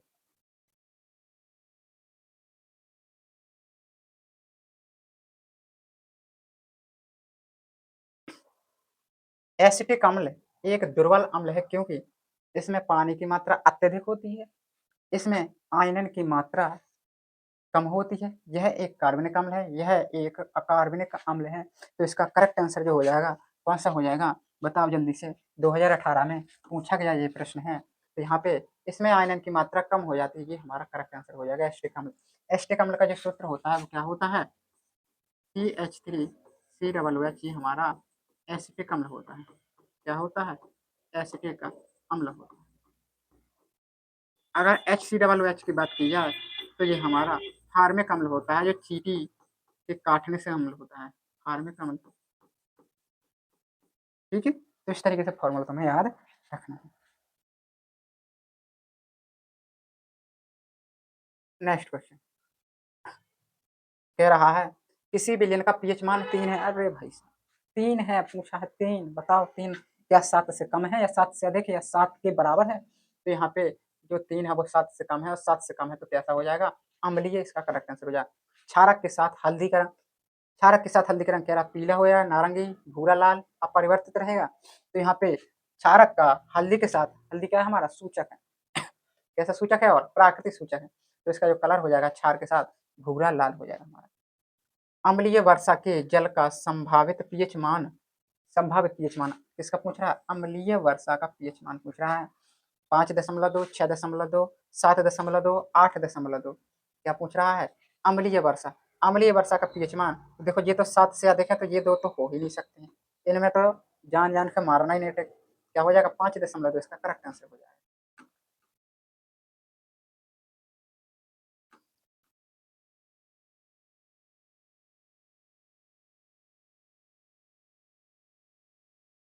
आज की क्लास का हमारा जो लास्ट क्वेश्चन है कह रहा है कॉलम ए में दिए गए पदार्थों का सुमिलन कॉलम बी में दिए गए पदार्थों के अनुप्रयोग से कीजिए। देखो यहाँ पे जो पूछा गया है, यहाँ पे जो पूछा गया है plaster of Paris, plaster of Paris का उपयोग कहाँ किया जाता है? साबुन निर्माण में, मूर्ति निर्माण में, कीटाणुनाशक के रूप में, प्रतिअम्ल के रूप में। तो बेटा प्लास्टर ऑफ जो पेरिस होता है इसका उपयोग टूटी हुई हड्डियों को जोड़ने में, छतों पे दीवार बनाने में और मूर्ति बनाने में किया जाता है। तो यानी ऑप्शन ए का मिलान हम किससे करेंगे? दूसरे वाले से करेंगे। तो यहाँ पे विकल्पों भी तुरंत ध्यान देना है। क्या देना है? विकल्पों पे तुरंत ही ध्यान देना है हमें। क्या हमारे विकल्प कह रहे हैं? ठीक है, तुरंत हमें विकल्पों पे ध्यान देना है। इसका मिला दिया था। देखो ए का पहले मैं कह रहा ए बी सी डी, मतलब ए का ए से, ए का ए से कहाँ होगा भैया? ए का हमने दूसरे से किया, कौन सा विकल्प दिख रहा है? ये वाला दिख रहा है, ऑप्शन बी इसका करेक्ट आंसर हो जाएगा। बाकी हमें देखना ही नहीं है, यहीं से तो हमें पता चल गया, यहीं से तो हमें पता चल गया कि दूसरे से हमने मिलाया है। प्लास्टर ऑफ पेरिस का जो उपयोग है मूर्ति निर्माण में किया जाता है। कास्टिक सोडा का उपयोग कहाँ किया जाता है? देखेंगे बी से एक, बी को कैसे मिलाना है? एक से मिलाना है। ठीक है, तो इस तरीके से हमें थोड़ा सा ही दिमाग लगा के चीजों को समझ लेना है, ज्यादा न इसमें सोचने वाली बात बिल्कुल नहीं है। ठीक है, ठीक है, तो यहाँ पे इसका जो करेक्ट आंसर हो जाएगा वो कौन सा हो जाएगा? ऑप्शन बी इसका करेक्ट आंसर हो जाएगा। ये तुम्हारा 2023 में पूछा गया प्रश्न है, बहुविकल्पी प्रश्नोत्तर में है। निम्नलिखित प्रश्नों, निम्नलिखित प्रश्नों के 4 विकल्प दिए गए हैं, सही विकल्प, सही विकल्प चयन कीजिए। सही विकल्प क्या करना है? छांटना इसमें। पहला क्वेश्चन है धातु है, 4 विकल्प दिए गए हैं, B L S I C. B से बोरियम, लिथियम, सिलिकॉन और कार्बन। इनमें से बताना है कि कौन धातु है। 2022 में पूछा गया प्रश्न है। कितने में पूछा गया है? 2022 में पूछा गया प्रश्न ये हमारा। तो इसका जो करेक्ट आंसर हो जाएगा वो क्या हो जाएगा? लिथियम हमारा क्या है? धातु है। क्या है? धातु है। पूछा गया था धातु है, कौन सा है? लिथियम हमारा धातु है। ठीक है, चलते हैं नेक्स्ट क्वेश्चन की ओर। नेक्स्ट क्वेश्चन ये रहा हमारा। नेक्स्ट क्वेश्चन कह रहा है आर्सेनिक तत्व है, क्या है? धातु, अधातु, उपधातु, निष्क्रिय या अक्रिय गैस। तो आर्सेनिक जो तत्व है वो क्या है बताना है? धातु है, अधातु है या उपधातु है। तो यहाँ पे बता दें जो आर्सेनिक है वो हमारा ना तो धातु है और ना ही अधातु है, ये हमारा क्या है? उपधातु है। क्या है? उपधातु है। ये क्वेश्चन भी तुम्हारा 2023 में पूछा गया प्रश्न है। तो जैसा कि मैंने बताया था कि आज की जो क्लास होने वाली है वो मोस्ट इंपोर्टेंट होने वाली है, क्योंकि आज की इस क्लास में हम प्रीवियस ईयर क्वेश्चनों को डिस्कस करने वाले हैं। नेक्स्ट क्वेश्चन कह रहा है निम्नलिखित में क्षार धातु है, निम्नलिखित में क्षार धातु है। पहला कह रहा है Na sodium, Fe, Mg, Au। इसमें बताना है कि क्षार धातु है। तो मैं आपको बता दूं कि जो हमारी क्षार धातुएं होती हैं, क्षार धातुएं, क्षार धातुएं होती हैं, क्षार धातुएं होती हैं, ये याद रख लेना। एल आई के Na, लिथियम, पोटेशियम, सोडियम, ये हमारी क्षार धातुएं होती हैं। क्या होती हैं? क्षार धातुएं होती हैं। तो देख लेंगे इनमें से कौन सा विकल्प दिया गया है। Na दिया गया है हमारा, तो यही करेक्ट आंसर हो जाएगा। एल आई और के तो दिया नहीं है, तो ये सारे क्वेश्चन गलत हो जाएंगे। यही पूछा गया था कि निम्नलिखित में क्षार धातु है, तो क्षार धातु क्या हो जाएगा हमारा? सोडियम हो जाएगी क्षार धातु, ये हमारा करेक्ट आंसर हो जाएगा। ये 2023 में पूछा गया प्रश्न है। कब पूछा गया? 2023 में पूछा गया प्रश्न बेटा। नेक्स्ट क्वेश्चन, नेक्स्ट क्वेश्चन कह रहा है, देखो आ गया ना, क्षार धातुएं हैं BeMgCa, LiNaK, BAlGa, CuAgAu। तो इसमें बताना है कि क्षार धातुएं, तो अभी मैंने बताया था कि क्षार धातुएं, अभी अभी जस्ट बताया है LiNaK, ये हमारी क्षार धातुएं हैं। चलते हैं नेक्स्ट क्वेश्चन की ओर। नेक्स्ट क्वेश्चन हमारा आ जाता है एंटीमनी है। एंटीमनी क्या है बेटा? धातु है, अधातु है, उपधातु है मिश्र धातु है। क्या है एंटीमनी ये बताना है। तो एंटीमनी हमारा क्या हो जाएगा, धातु हो जाएगा। क्या हो जाएगा, धातु हो जाएगा एंटीमनी हमारा। ये हमारा करेक्ट आंसर हो जाएगा। ये क्वेश्चन वेरी वेरी इंपॉर्टेंट है, 2023 और 2024 में पूछा गया प्रश्न है बेटा। ठीक है, इसके बाद नेक्स्ट क्वेश्चन चलते हैं। तेरा खाद्य पदार्थों को सुरक्षित रखने के लिए डिब्बों में जिंक के स्थान पर टिन का लेपन होता है, क्योंकि जिंक अपेक्षाकृत कम अभिक्रियाशील है। टिन अपेक्षाकृत कम अभिक्रियाशील है। जिंक का गलनांक कम होता है। टिन का गलनांक कम होता है। इसमें बताना है कि कौन सा करेक्ट आंसर है। तो चलिए बताइए जल्दी से। चलिए बताइए, ये 2019 में पूछा गया प्रश्न है। कब पूछा गया है, 2019 में पूछा गया प्रश्न है। तो इसका करेक्ट आंसर हो जाएगा हमारा टिन अपेक्षाकृत कम अभिक्रियाशील है। किसकी तुलना में, जिंक की तुलना में। किसकी तुलना में, जिंक की तुलना में हमारा जो टिन है वो क्या है, कम अभिक्रियाशील है। इसी कारण ये सत्य हो जाएगा। नेक्स्ट क्वेश्चन, नेक्स्ट क्वेश्चन चलते हैं। ये रहा हमारा नेक्स्ट क्वेश्चन। क्या कह रहा है, निम्नलिखित में से कौन सी धातु जल के साथ सामान्य ताप पर ही अभिक्रिया कर लेती है। ये हमें बताना है कि कौन सी, ये बताना है कि कौन सी धातु है जो जल के साथ सामान्य ताप पर ही अभिक्रिया कर लेती है। पहला है कॉपर, आयरन, मैग्नीशियम, सोडियम। ये क्वेश्चन हमारा बहुत ही ज़्यादा इंपॉर्टेंट है, 2011, 12, 18, 20 में पूछा गया प्रश्न है। तो इसका करेक्ट जो आंसर होने वाला है, जो सामान्य ताप पर ही अभिक्रिया कर लेती है, तो सोडियम एक ऐसी धातु होती है जो वातावरण में अगर थोड़ी सी भी खुली हवा पाई तो तुरंत ही आग पकड़ लेगी। ठीक है, इसलिए सोडियम धातु को हमेशा मिट्टी के तेल में डुबो कर रखा जाता है। किसमें रखा जाता है, मिट्टी के तेल में डुबो कर रखा जाता है, ताकि ये खुले वातावरण में ना आए और जल्दी ही आग ना पकड़े। तो इसलिए कहा है कि सामान्य ताप पर अभिक्रिया कर लेगी। तो कौन सी धातु हो गई, सोडियम हो गई। नेक्स्ट क्वेश्चन चलते हैं।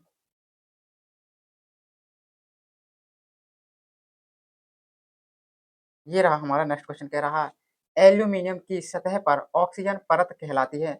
एल्यूमीनियम क्या है, हमारी धातु है। इसकी सतह पर किसकी परत कह रहा है, ऑक्सीजन की परत कहलाती है। क्या कहलाती है, एनोडिंग, कैटिनेशन, बेसिमरीकरण, इनमें से कोई नहीं, यानी नन ऑफ दीज।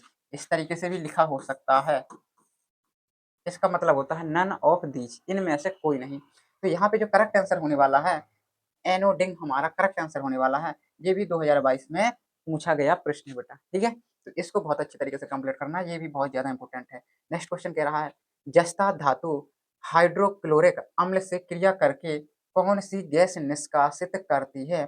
जस्ता धातु, जस्ता धातु कह रहा है, जस्ता धातुएं हाइड्रोक्लोरिक अम्ल से, हमेशा हमेशा हमेशा याद रखना है कि धातुएं अम्ल से क्रिया करके हमेशा हमेशा क्या करती हैं, हाइड्रोजन गैस विस्थापित करती हैं। कौन सी गैस विस्थापित करती हैं, हाइड्रोजन गैस। कब स्थिति बनेगी, जब तुम्हारी धातु प्लस अम्ल की क्रिया किया जाए। जब धातु और अम्ल परस्पर क्रिया करते हैं तो क्या होता है, यहाँ पे तत्व बन जाएगा तुम्हारा, यहाँ पे हाइड्रोजन गैस निकल जाएगी। तो यही पूछा था कि जस्ता धातु, तो यहाँ पे धातु आ गया, हाइड्रोक्लोरिक तुम्हारा अम्ल आ गया। तो धातु अम्लों से क्रिया करके क्या करेगी, हाइड्रोजन गैस विस्थापित करेगी। तो यहाँ पे था ओजोन गलत हो जाएगा, ऑक्सीजन गलत हो जाएगा, नाइट्रोजन गलत हो जाएगा और hydrogen is the correct answer हो जाएगा। तो यहाँ पे जस्ता धातु कहा था, अगर कोई सी भी धातु कह दिया जाए, कोई सी भी धातु कह दिया जाए और अम्लों से क्रिया हो रही हो, तो हमेशा ही हाइड्रोजन गैस विस्थापित होगी या हाइड्रोजन गैस उत्सर्जित होगी। ठीक है, अगला क्वेश्चन, नेक्स्ट क्वेश्चन, निम्न में से कौन सी धातु ठंडे जल से हाइड्रोजन गैस निकालती है। ठंडे जल से हाइड्रोजन गैस निकालती है, ये बताना है। तांबा, सोना, पोटेशियम, एल्यूमिनियम। तो इसका हमारा करेक्ट आंसर हो जाएगा पोटेशियम। पोटेशियम है जो ठंडे जल से हाइड्रोजन गैस को निकालती है। यहाँ पे 2023 में पूछा गया है, 18 में पूछा गया, 23 में, 24 में। इतना ज्यादा इंपॉर्टेंट है ये क्वेश्चन, कई बार पेपर में पूछा गया है। ठीक है, तो इन क्वेश्चनों को बिल्कुल भी स्किप मत करना, इनको बिल्कुल याद कर लो। क्या कर लो, याद कर लो, बिल्कुल माइंड में छाप लो, क्योंकि ये क्वेश्चन बहुत ही ज्यादा इंपॉर्टेंट होने वाले हैं यूपी बोर्ड एग्जाम 2026 के लिए। ठीक है, नेक्स्ट क्वेश्चन, निम्न में से कौन सी धातु अम्ल से हाइड्रोजन विस्थापित करती है। अम्ल से विस्थापित करती है कौन सी धातु। अब इसमें देखना कि धातु, क्योंकि अभी बताया है ना कि धातु अम्ल से क्रिया करके हाइड्रोजन गैस विस्थापित करती है। तो देखना यहाँ पे धातु हो जाएगी, कौन सी धातु हो जाएगी, यहाँ पे हमारी जिंक हमारी धातु हो जाएगी, Zn। ठीक है, कॉपर, Hg, Ag, ये हमारी क्या है, हाइड्रोजन गैस को विस्थापित नहीं करती हैं। क्यों नहीं करती हैं, देखो यहाँ पे आ गया है हमारा Hg, ये भी क्या है हमारा धातु है, क्या है धातु है। लेकिन ये क्या है हमारे जो अभिक्रियाशील श्रेणी है, धातुओं की क्रियाशील श्रेणी है, उसमें हाइड्रोजन से नीचे ये धातुएं आती हैं। कौन कौन? ये और ये क्या है हाइड्रोजन से नीचे स्थित हैं। और जबकि हमारी अभिक्रियाशीलता की जो शर्त होती है हाइड्रोजन से जो ऊपर स्थित धातुएं होती हैं केवल वही हाइड्रोजन गैस को अम्ल से विस्थापित कर पाती हैं। जो हाइड्रोजन से नीचे स्थित होती हैं वो विस्थापित नहीं कर पाती हैं। तो ये सारे कुछ हमारे गलत हो जाते हैं। जबकि ये हमारे धातु हैं, क्या है ये धातु है, लेकिन ये हाइड्रोजन से नीचे स्थित हैं। क्या है? नीचे स्थित हैं, इसलिए ये उसको विस्थापित नहीं कर पाएंगे। ये भी 2011, 13, 22 में पूछा गया प्रश्न है हमारा। ठीक है, तो यहाँ पे करेक्ट आंसर हो जाएगा हमारा जेडन। नेक्स्ट क्वेश्चन, नेक्स्ट क्वेश्चन हमारा ये रहा। निम्न में से कौन सी धातु अम्ल से हाइड्रोजन विस्थापित नहीं करती है? यहाँ पे पूछा है नहीं करती है, वो वाला बताना है। तो देखो अभी हमने बताया था कि Zn जो है वो हाइड्रोजन को विस्थापित करती है कि नहीं करती है। अभी जस्ट पहले वाला क्वेश्चन किया है तो करता है। ये Zn जो धातु है ये हाइड्रोजन को विस्थापित कर देता है। यहाँ पे पूछा है नहीं करता है, तो कौन सा नहीं करता है? देखो F ही हमारा करता है क्योंकि ये हाइड्रोजन से ऊपर है। Zn क्या है? हाइड्रोजन से ऊपर स्थित है। जी बेटा हम बता रहे हैं अभिक्रियाशीलता की जो श्रेणी होती है, तो मैंने टेबल बनाई होगी, ठीक है, तो उसमें जो होता है वो हाइड्रोजन से ऊपर स्थित धातु होती हैं, वे अम्ल से हाइड्रोजन को विस्थापित कर देती हैं। तो हाइड्रोजन से ऊपर स्थित धातु है Fe होती है, Zn, Mg, केवल Cu हमारा करेक्ट आंसर हो जाएगा, जो कि हमारा हाइड्रोजन से नीचे स्थित धातु है। क्या है? नीचे स्थित धातु है। तो यहाँ पे पूछा था नहीं। एक चीज याद रखना, नहीं पे बहुत ज्यादा क्वेश्चन को बहुत अच्छे तरीके से पढ़ने की आवश्यकता होती है। अगर तुमने थोड़ी सी भी लापरवाही की और जल्दी जल्दी तुमने क्वेश्चन देखा और देख लिया कि विस्थापित करती है, तो तुमने देखा Zn विस्थापित करके टिक मार दिया, वहीं गलत हो जाएगा तुम्हारा और तुम कहोगे कि हम तो सही करके आए हैं। 2014, 15, 20 में पूछा गया प्रश्न हमारा। तो इसका जो करेक्ट आंसर हो जाएगा वो क्या हो जाएगा? Cu इसका करेक्ट आंसर हो जाएगा। चलते हैं नेक्स्ट क्वेश्चन पे। अम्ल से क्रिया करके हाइड्रोजन गैस विस्थापित करने वाली धातु है। यहाँ पे पूछा है कि भाई अम्ल से जो क्रिया करे हाइड्रोजन गैस विस्थापित करे तो कौन सी धातु है? अभी पढ़ के आए हैं Zn। Zn ही तो है एक जो विस्थापित कर देती है हाइड्रोजन को। ये क्या है? PtCuAg। ये हमारी हाइड्रोजन से नीचे स्थित धातु है। क्या है? नीचे स्थित धातु है। ऊपर क्या है हमारे हाइड्रोजन से ऊपर? केवल Zn एक ही धातु दी गई है जो हमारी ऊपर स्थित धातु है। ठीक है, नेक्स्ट क्वेश्चन यहाँ पे पूछ रहा है कॉपर तांबा का अयस्क है। कॉपर तांबा का अयस्क है। क्या है? Bauxite, malachite, carnallite, siderite. क्या है इसका आंसर? ये भी 2011 और 15 में पूछा गया प्रश्न है। ठीक है, तो कैसे करना है? कॉपर तांबा का अयस्क है, कौन सा हो जाता है? मेलेकाइट इसका करेक्ट आंसर हो जाएगा। हमारा मेलेकाइट जो है वो कॉपर का अयस्क है। कह रहा है अगला क्वेश्चन है अधातु है। अधातु है। क्या है अधातु? KFAlNa। इसमें बताना है कि अधातु हमारा क्या है। देखो ये तो पोटेशियम है, ये एल्यूमिनियम है, ये सोडियम है। क्लोरीन हमारा करेक्ट आंसर हो जाएगा क्योंकि ये सारे हमारे क्या हैं? धातु हैं। सोडियम, पोटेशियम, एल्यूमिनियम ये हमारे क्या हैं? धातु है बेटा। यहाँ पे पूछा था अधातु, क्या बताना था? अधातु। तो अधातु क्या हो जाएगा? क्लोरीन हो जाएगा, F हो जाएगा। यहाँ पे है मेट के मुख्यतः होता है। मेट में मुख्यतः होता है, क्या होता है? FeS, Cu2S, Cu2S व FeS, CuS व Fe2S3। तो यहाँ पे जो करेक्ट आंसर हो जाएगा Cu2S व FeS हो जाएगा। ये भी हमारा बहुत ज़्यादा इंपॉर्टेंट है। ये क्वेश्चन भी बहुत ज़्यादा इंपॉर्टेंट होने वाला है क्योंकि 2015, 17, 24 में पूछा गया प्रश्न है। ठीक है, इसके बाद चलते हैं हम। इसके बाद नेक्स्ट क्वेश्चन आ जाता है हमारा।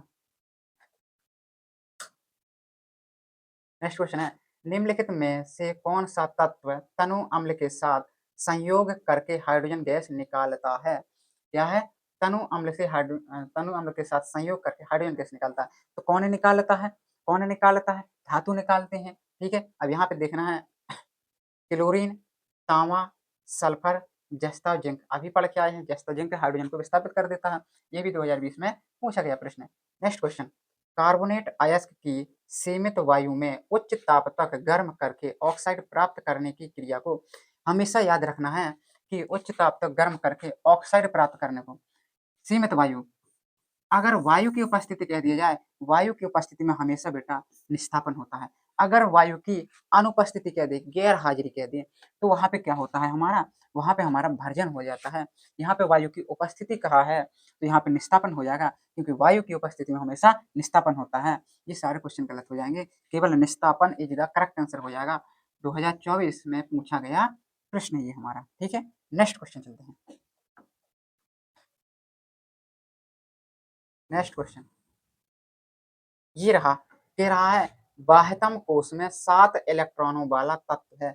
7 इलेक्ट्रॉनों वाला तत्व है पूछ रहा है, बाह्यतम कोश में 7 इलेक्ट्रॉनों वाला तत्व है, कौन सा है? अधातु, धातु, उपधातु, निष्क्रिय गैस। ये पूछ रहा है, 2024 में पूछा गया प्रश्न है। क्या हो जाएगा इसका? बाह्यतम कोश में 7 इलेक्ट्रॉन। तो हमेशा याद रखना कि बाह्यतम कोश में जो 7 इलेक्ट्रॉन होते हैं वो किसके होते हैं? अधातु के होते हैं। किसके होते हैं? अधातु के होते हैं।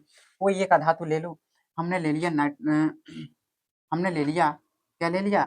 हमने ले लिया नाइट्रोजन ले लो, चलो कितना होता है नाइट्रोजन का? 7 होता है 7 के नहीं होता बाह्यतम कोश में, ठीक है। फ्लोरीन ले लो, फ्लोरीन का कितना होता है? 9 होता है। इसका करेंगे विन्यास तो क्या हो जाएगा? 2,7। ये हमारे क्या हो जाएंगे? इलेक्ट्रॉनिक विन्यास हो जाएंगे। तो बाह्यतम कोश में क्या हो जाएगा? हमारे 7 इलेक्ट्रॉन होने चाहिए। तो कौन सा हो जाएगा? अधातु इज द करेक्ट आंसर हो जाएगा। नेक्स्ट क्वेश्चन, निम्नलिखित में कौन अधातु है? निम्नलिखित में कौन अधातु है? अधातु बताना है। Chromium, Cr, Fe double plus, He, Hg। Hg हमारा होता है मरकरी, जो कि एक धातु है। यहाँ पे पूछा था अधातु, तो अधातु हमारा helium is the correct answer हो जाएगा। क्या हो जाएगा? Helium is the correct answer हो जाएगा, ठीक है। नेक्स्ट क्वेश्चन,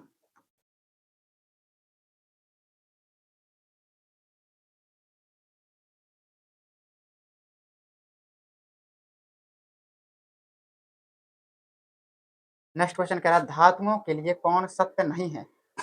कौन सत्य नहीं है? धातुएं सदैव सह संयोजक यौगिक बनाती हैं।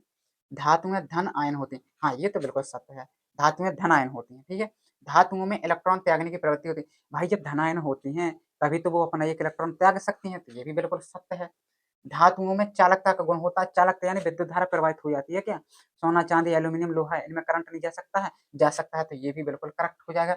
लेकिन यहाँ पे पूछा था सत्य नहीं है, हमने ये सारे सत्य कर दिए हैं। तो हमारा जो इसका करेक्ट आंसर हो जाएगा वो हमारा धातुएं सदैव सह संयोजक यौगिक बनाती हैं। ये सारे हमारे विकल्प गलत हो जाएंगे, क्योंकि अगर पूछता कौन सा सत्य है तो ये तीनों सत्य थे। असत्य पूछा है तो कौन सा हो जाएगा? विकल्प number A is the correct answer हो जाएगा। 2024 में पूछा गया प्रश्न है, तो ये भी हमारा बहुत ज्यादा इंपॉर्टेंट होने वाला है क्वेश्चन। नेक्स्ट क्वेश्चन,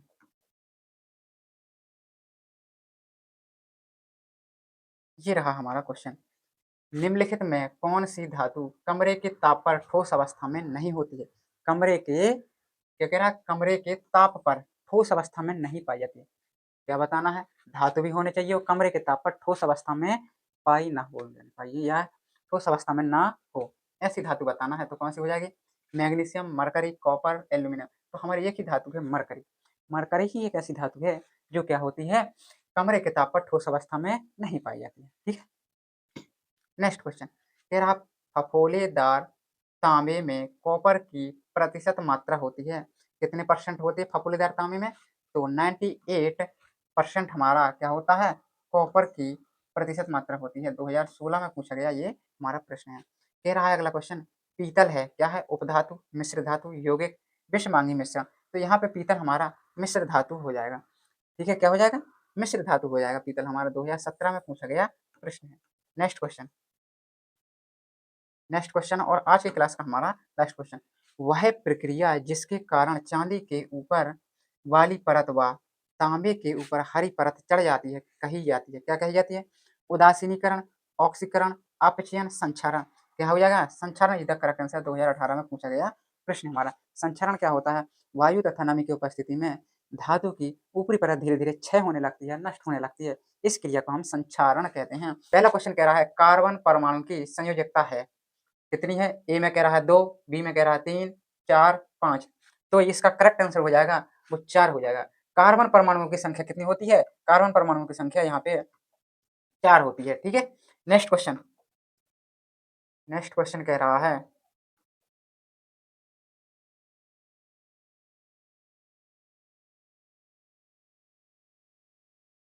ये रहा तुम्हारा नेक्स्ट क्वेश्चन, निम्नलिखित में एल्काइन है, CH3 single bond CH double bond CH2, CH3 single bond CH C triple one C single one H, CH2 double one CH2, D number में कह रहा CH3 single one CH2 single one CH3। यहाँ पे alkyne पूछा है, क्या पूछा है बेटा? एल्काइन पूछा है। तो एक चीज ध्यान देना, एक चीज ध्यान देना, सारे क्वेश्चन बन जाएंगे। एल्केन, एल्कीन और एल्काइन,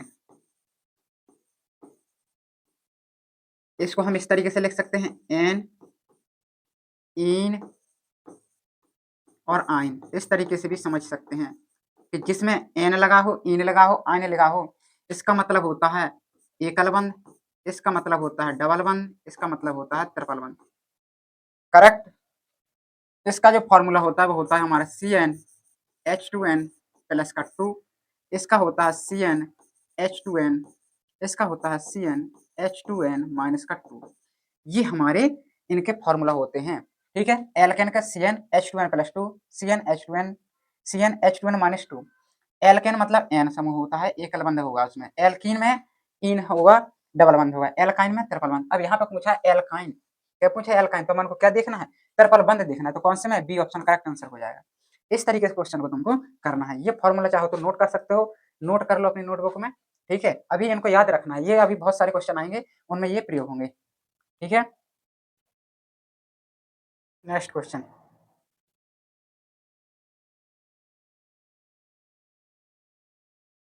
ये रहा नेक्स्ट क्वेश्चन। कह रहा है खाना बनाते समय यदि बर्तन की तली बाहर से काली हो रही है तो इसका मतलब है कि इसका मतलब क्या है? ये पूछ रहा है। भोजन पूरी तरह नहीं पका है, ईंधन पूरी तरह से नहीं जल रहा है, ईंधन आर्द्र है, ईंधन पूरी तरह से जल रहा है। कौन सा आंसर हो जाएगा? करेक्ट कौन सा हो जाएगा? बताओ जल्दी बताओ। तो इसका जो बेटा करेक्ट आंसर हो जाएगा, अगर ईंधन पूरी तरह से नहीं जल रहा है तो उससे क्या होगी? कार्बन डाइऑक्साइड धुआं उठेगा, और जिससे बर्तन क्या हो जाएगा? हमारा बर्तन की जो नीचे की सतह है वो कैसी हो जाएगी? काली काली हो जाएगी। इसलिए तुमने देखा होगा कि जब भी हम चूल्हे में जो चूल्हे में खाना बनाते हैं तो उसमें क्या हो जाते हैं? बर्तन ज़्यादातर काले हो जाते हैं। और अगर वही खाना हम गैस पे बनाते हैं, गैस सिलेंडर पे, चूल्हे पे बनाते हैं, तो उससे क्या होता है? बहुत ही कम ना के बराबर बर्तन होते हैं, उसमें कोई कलर चेंज नहीं होता है, बिल्कुल ही काले नहीं पड़ते वो। क्यों? क्योंकि गैस सिलेंडर में है वो ईंधन उसका पूर्णतः दहन हो रहा है। और गैस चूल्हे पे क्या होता है? जो हमारा घर का रसोई चूल्हा होता है, लकड़ी जिसमें लगाते हैं, ईंधन लगाते हैं, उसमें क्या होता है? ईंधन पूरी तरीके से नहीं जल पाता, जिसके कारण हमारे बर्तन काले पड़ जाते हैं। तो इसका करेक्ट आंसर हो जाएगा ईंधन पूरी तरह से नहीं जल रहा है। ये इसका करेक्ट आंसर हो जाएगा। ठीक है, नेक्स्ट क्वेश्चन की ओर चलते हैं। नेक्स्ट क्वेश्चन ये रहा तुम्हारा। वायुमंडल में कार्बन निम्नलिखित में से किस रूप में रहता है? पहला ऑप्शन दे रहा है केवल कार्बन मोनोऑक्साइड, अल्प मात्रा में कार्बन मोनोऑक्साइड तथा कार्बन डाइऑक्साइड, सी नंबर में कह रहा है केवल कार्बन डाइऑक्साइड, डी नंबर में कह रहा है कोयला। इसका जो करेक्ट आंसर हो जाएगा बेटा, हो जाएगा अल्प मात्रा में कार्बन मोनोऑक्साइड तथा कार्बन डाइऑक्साइड। ऑप्शन बी इसका करेक्ट आंसर हो जाएगा। ठीक है, ये हमारा एनसीईआरटी बेस्ड क्वेश्चन है। ठीक है, नेक्स्ट क्वेश्चन, नेक्स्ट क्वेश्चन ये रहा हमारा। बंक मिस्टर फुलरीन एक अपर रूप है, कैसा है? नंबर ए में है फास्फोरस का, सल्फर का, कार्बन का, टिन का। इसका जो करेक्ट आंसर हो जाएगा हमारा हो जाएगा कार्बन। यहाँ पे क्या हो जाएगा? कार्बन का है ये फुलरीन, किसका अपर रूप है? कार्बन का अपर रूप है। एनसीईआरटी पर आधारित ये भी एक क्वेश्चन है। नेक्स्ट क्वेश्चन,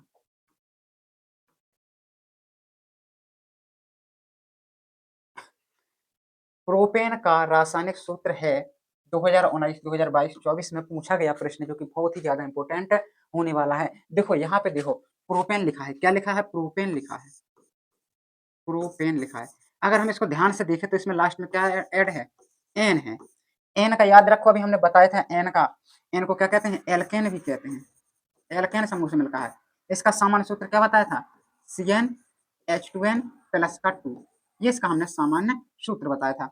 अब अगर यहाँ पे हम इस फॉर्मूला को लगाएं, एक चीज और ध्यान देना है, हमारा जो प्रोपेन है वो कितने नंबर पे आता है कार्बन गिनती में? देखेंगे, C1 को कहते हैं मेथ, C2 को कहते हैं एथ, C3 को कहते हैं प्रोप। यही हमको चाहिए था, क्या चाहिए था? प्रोपेन। तो प्रोप आ गया। यहाँ पे एन का मान कितना है? 3 है। एन का मान यहाँ रख देंगे तो C3, 3 दूना 6 दूना 8, यानी हमारा कौन सा विकल्प सही हो जाएगा? ऑप्शन नंबर बी इसका करेक्ट आंसर हो जाएगा। मैथ एथ प्रोपेन का जो रासायनिक सूत्र हो जाएगा वो कौन सा हो जाएगा? Option number B is the correct answer. अगर ये फॉर्मूला तुम्हें भूल जाता है तो क्या करना है, तुम्हें गिनती देखना है, ये याद रखना है। प्रोपेन प्रूफ कितने नंबर पे आता है, 3 नंबर पे। मैथ एथ प्रूफ 3 नंबर पे आता है तो एन सी का मान कितना हो जाएगा, C3 हो जाएगा। अब C3 देखो कहाँ पे है, इसमें तो है नहीं, इसमें भी नहीं है, इसमें भी नहीं है। ऑप्शन नंबर बी इसका करेक्ट आंसर हो जाएगा।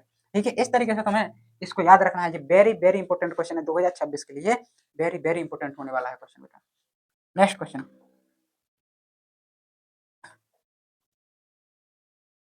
ये रहा तुम्हारा नेक्स्ट क्वेश्चन।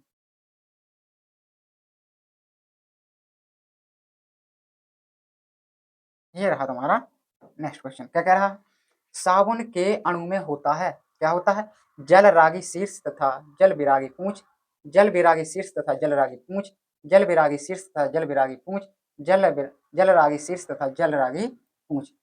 ये कह रहा है, तो इसका जो करेक्ट आंसर हो जाएगा वो हो जाएगा जल रागी शीर्ष तथा जल विरागी पूंछ, हमारा करेक्ट आंसर हो जाएगा। जो साबुन की संरचना बनती है, जो साबुन की हम संरचना बनाते हैं उसमें जल रागी शीर्ष तथा जल विरागी पूंछ प्राप्त होता है। ये भी हमारे एनसीईआरटी पर आधारित एक क्वेश्चन है। नेक्स्ट कह रहा है यौगिक C3 एकलबंध CH2 एकलबंध CHO का नाम है। यहाँ पे ये पूछा है, तो यहाँ पे जो देखने वाली बात है वो यहाँ पे देखने वाली बात है कि क्रियात्मक समूह हमारा क्या है, CHO है। CHO को हम पढ़ते हैं अल, क्या पढ़ते हैं, अल पढ़ते हैं। और अगर OH आ जाता है बेटा, OH आ जाता है तो उसको हम पढ़ते हैं ऑल। CHO को पढ़ते हैं अल, OH को पढ़ते हैं ऑल। अगर COOH आ जाए तो इसको पढ़ते हैं ओएक अम्ल। कौन सा अम्ल, ओएक अम्ल, इसको हम पढ़ते हैं ओएक अम्ल। तो यहाँ पे हमने देखा कि अल होना है, अब कितना होना है, 1 2 3, कितनी गिनती है, 3 गिनती है। मैथ एथ प्रूफ, प्रूफ में अल जोड़ देना है तो क्या हो जाएगा, प्रोपेनल हो जाएगा। ऑप्शन नंबर ए इसका करेक्ट आंसर हो जाएगा। कार्बन गिनती को याद में रखना है और क्रियात्मक समूह को याद रखना है कि क्या है, CHO को अल पढ़ते हैं तो मैथ एथ प्रूफ क्या हो जाएगा, प्रोपेनल हो जाएगा हमारा। ठीक है, चलते हैं नेक्स्ट क्वेश्चन की ओर।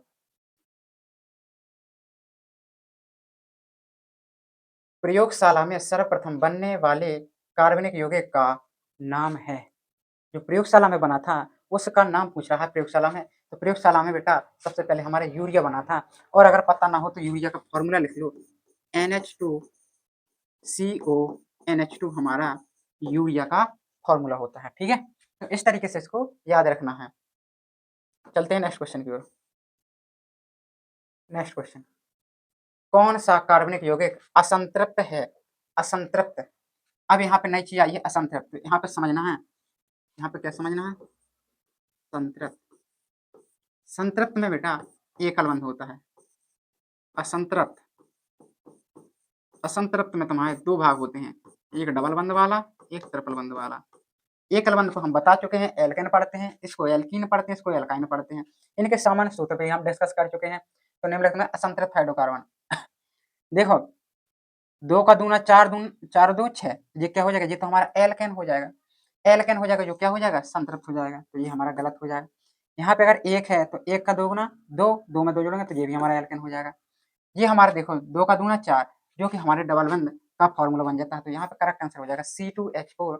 ये हमारा क्या है, असंतृप्त हाइड्रोकार्बन है। कौन सा हाइड्रोकार्बन है, असंतृप्त हाइड्रोकार्बन है। क्यों, क्योंकि इसमें तुम्हारा एल्कीन वाला फॉर्मूला लग रहा है। ठीक है, चलते हैं नेक्स्ट क्वेश्चन की ओर।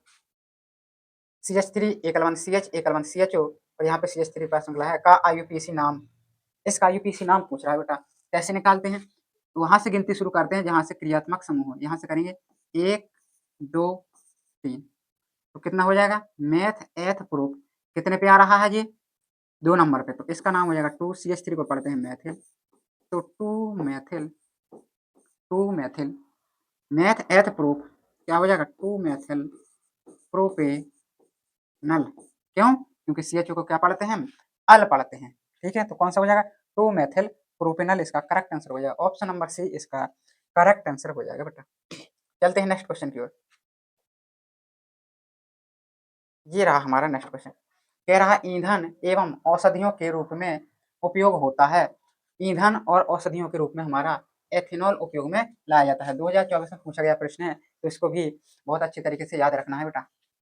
सूर्य के प्रकाश एवं पाणहरिम की उपस्थिति में CO2 तथा H2O के संयोजन से निम्नलिखित में से कौन सा यौगिक बनता है, कौन सा यौगिक बनता है। देखो जब प्रकाश संश्लेषण की क्रिया अगर तुमने पढ़ी हो तो उसमें क्या होता है, क्या क्या लेते हैं उसमें, CO2 लेते हैं, जल लेते हैं और क्या होता है, सूर्य का प्रकाश होता है, प्राणहारिम होता है, ये सारी चीजें मिलकर क्या बनाते हैं, O2 निकालते हैं हमारी, प्लस के ग्लूकोज बनाते हैं,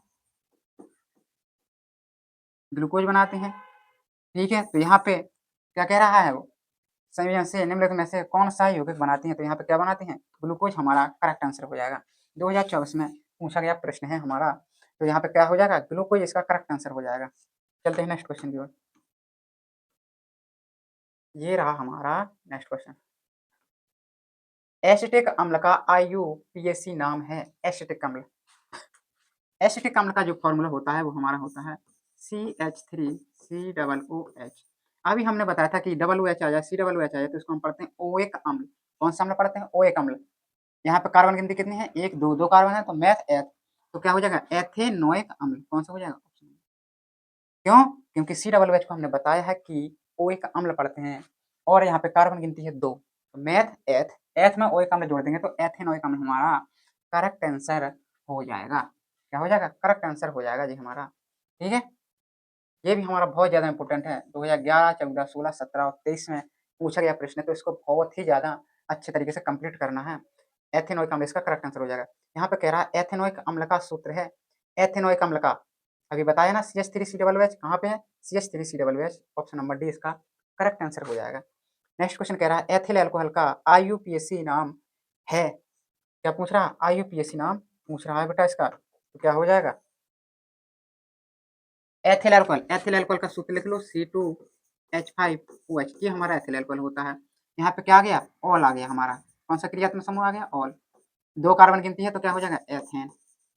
एथेन में अगर ऑल जोड़ दोगे तो क्या हो जाएगा, एथेनॉल हो जाएगा। कौन सा हो जाएगा, ऑप्शन नंबर ए इसका करेक्ट आंसर हो जाएगा। 16, 2015 में, 2016 में, 2018, 2020 में पूछा गया प्रश्न है, तो ये भी हमारा बहुत ही ज़्यादा इंपॉर्टेंट होने वाला है। ठीक है, तो इस तरीके से क्वेश्चन को तुम्हें कंप्लीट करके चलना है। ये क्वेश्चन तुम्हारे बहुत ही ज़्यादा इंपॉर्टेंट है, यूपी बोर्ड एग्जाम 2026 के लिए बहुत ही ज़्यादा इंपॉर्टेंट होने वाले हैं बेटा। ठीक है,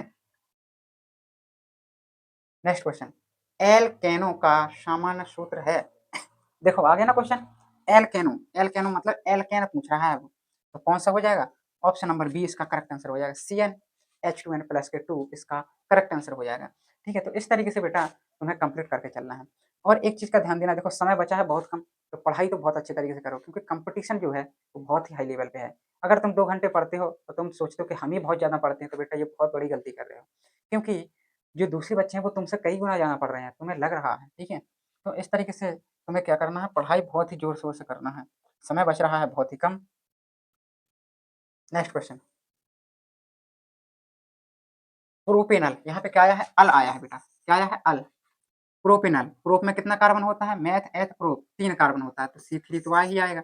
अल में क्या हो जाएगा, CHO और जुड़ जाएगा, तो यहाँ पे हो जाएगा तुम्हारा CH3 CH2 CHO। अब यहाँ पे देख सकते हैं कौन हो जाएगा, 3 और 2 5 और 1 6, C3H6O, कौन सा हो जाएगा, ऑप्शन नंबर बी इसका करेक्ट आंसर हो जाएगा। ये हमारा करेक्ट आंसर हो जाएगा यहाँ पे। ठीक है, ये क्वेश्चन तो देखो वैसे भी इसमें 2 कार्बन है, इसमें 4 कार्बन है, ये तो हो ही नहीं सकता है, बिल्कुल नहीं हो सकता है, इनको देखने की जरूरत है तुम्हें। ठीक है, 2022 में ये पूछा गया प्रश्न है हमारा। नेक्स्ट क्वेश्चन,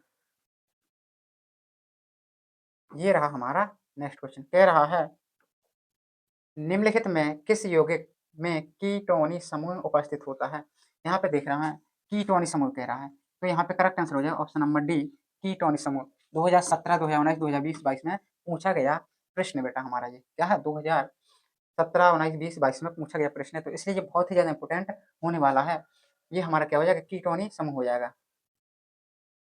नेक्स्ट क्वेश्चन कह रहा है एथेनॉल की सोडियम से अभिक्रिया कराने पर प्राप्त होती है, कौन सी गैस होती है, तो यहाँ पे हमारी H2 गैस हो जाती है। 2024 में पूछा गया प्रश्न, H2 हमारी हाइड्रोजन गैस निकलती है जब भी एथेनॉल और सोडियम की क्रिया हम कराते हैं। ठीक है, इसके बाद हमारा नेक्स्ट क्वेश्चन आ जाता है, ये रहा हमारा नेक्स्ट क्वेश्चन,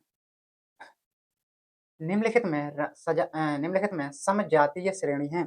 यहाँ पे एक चीज ध्यान देने वाली है बेटा, कि जब भी समजाति कहेगा तो उसमें CH2 का डिफरेंट होगा, यानी CH2 का अंतर होगा उसमें। और अगर अनुभार की बात की जाए, C का कितना होता है 12, H का 2, H2 है ना, तो 2 हो जाएगा, तो 12 2 14, यानी 14 अनुभार का उसमें अंतर होगा। कितने का अंतर होगा, 14 अनुभार का अंतर होगा, या कह सकते हैं CH2 का अंतर होगा। तो यहाँ पे देखो यहाँ पे अगर हम देखें तो C2H4, अच्छा यहाँ पे देखेंगे 1 नंबर 2 नंबर 3 4 13 उपर्युक्त के संदर्भ में सही विकल्प हैं। इनको देख के बताना है कौन सा है, 1 एवं 2, 1 एवं 4, 2 एवं 4, 1 एवं 3। तो यहाँ पे जो देखने वाली बात है वो ये है, देखो अगर हम C2H4 में CH2 जोड़ दिया जाए तो क्या हो जाएगा, C3 हो जाएगा, H6 हो जाएगा, यानी जी हमारा तो करेक्ट होने वाला है। इसमें देखो यहाँ पे OH जुड़ा है, यहाँ पे CH2, तो ये तो हमारा गलत हो जाएगा बेटा। यहाँ पे CH जुड़ा है, यहाँ पे CH2, अगर यहाँ पे हम CH2 जोड़ दिए तो क्या हो जाएगा, CH2 अगर हम जोड़ दें तो CH3 हो जाएगा, यानी ये भी हमारा करेक्ट होने वाला है।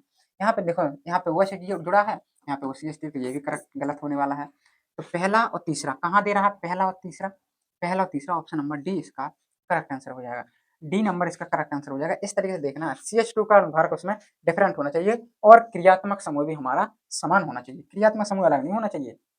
ठीक है, नेक्स्ट क्वेश्चन।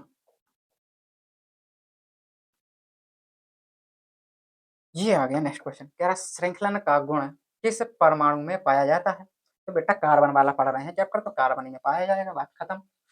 प्रोपेनल में क्रियात्मक समूह अभी बताया था ना, अल समूह आ जाए तो क्या हो जाएगा, CHO, यहाँ पे करेक्ट आंसर हो जाएगा, CHO हमारा करेक्ट आंसर हो जाएगा। OH हमारा क्या होता है, ऑल होता है। ठीक है, एल्डिहाइड में प्रकार्यात्मक प्रकार्यात्मक समूह है, क्या हो जाएगा हमारा एल्डिहाइड में जो हमारा हो जाएगा वो हो जाएगा, ये वाला हो जाएगा, CHO हमारा एल्डिहाइड कहलाता है, ये हमारा ऑल समूह होता है। ठीक है, ये हमारा ओएक अम्ल हो जाएगा। ठीक है, नेक्स्ट क्वेश्चन। ये क्वेश्चन बहुत ज्यादा इंपॉर्टेंट है बेटा, इसको कंप्लीट कर लेना। ये रहा हमारा नेक्स्ट क्वेश्चन, कह रहा CH3 CH2 OH, यहाँ पे क्या आ गया है, OH समूह आ गया है, तो ऑल वाला तो देखना है, ये तो ओएक अम्ल गलत हो जाएगा, GH अम्ल भी गलत हो जाएगा। अब यहाँ पे मेथेनॉल, क्या ये कार्बन है, मैथ एथ 2 कार्बन, तो ये भी गलत हो जाएगा, करेक्ट आंसर हो जाएगा एथेनॉल। क्यों, CH3 CH2 OH, मैथ एथ तो आने जाना है, OH समूह जोड़ा है तो ऑल, एथेनॉल इसका करेक्ट आंसर हो जाएगा। ये भी 2023 में पूछा गया प्रश्न है हमारा।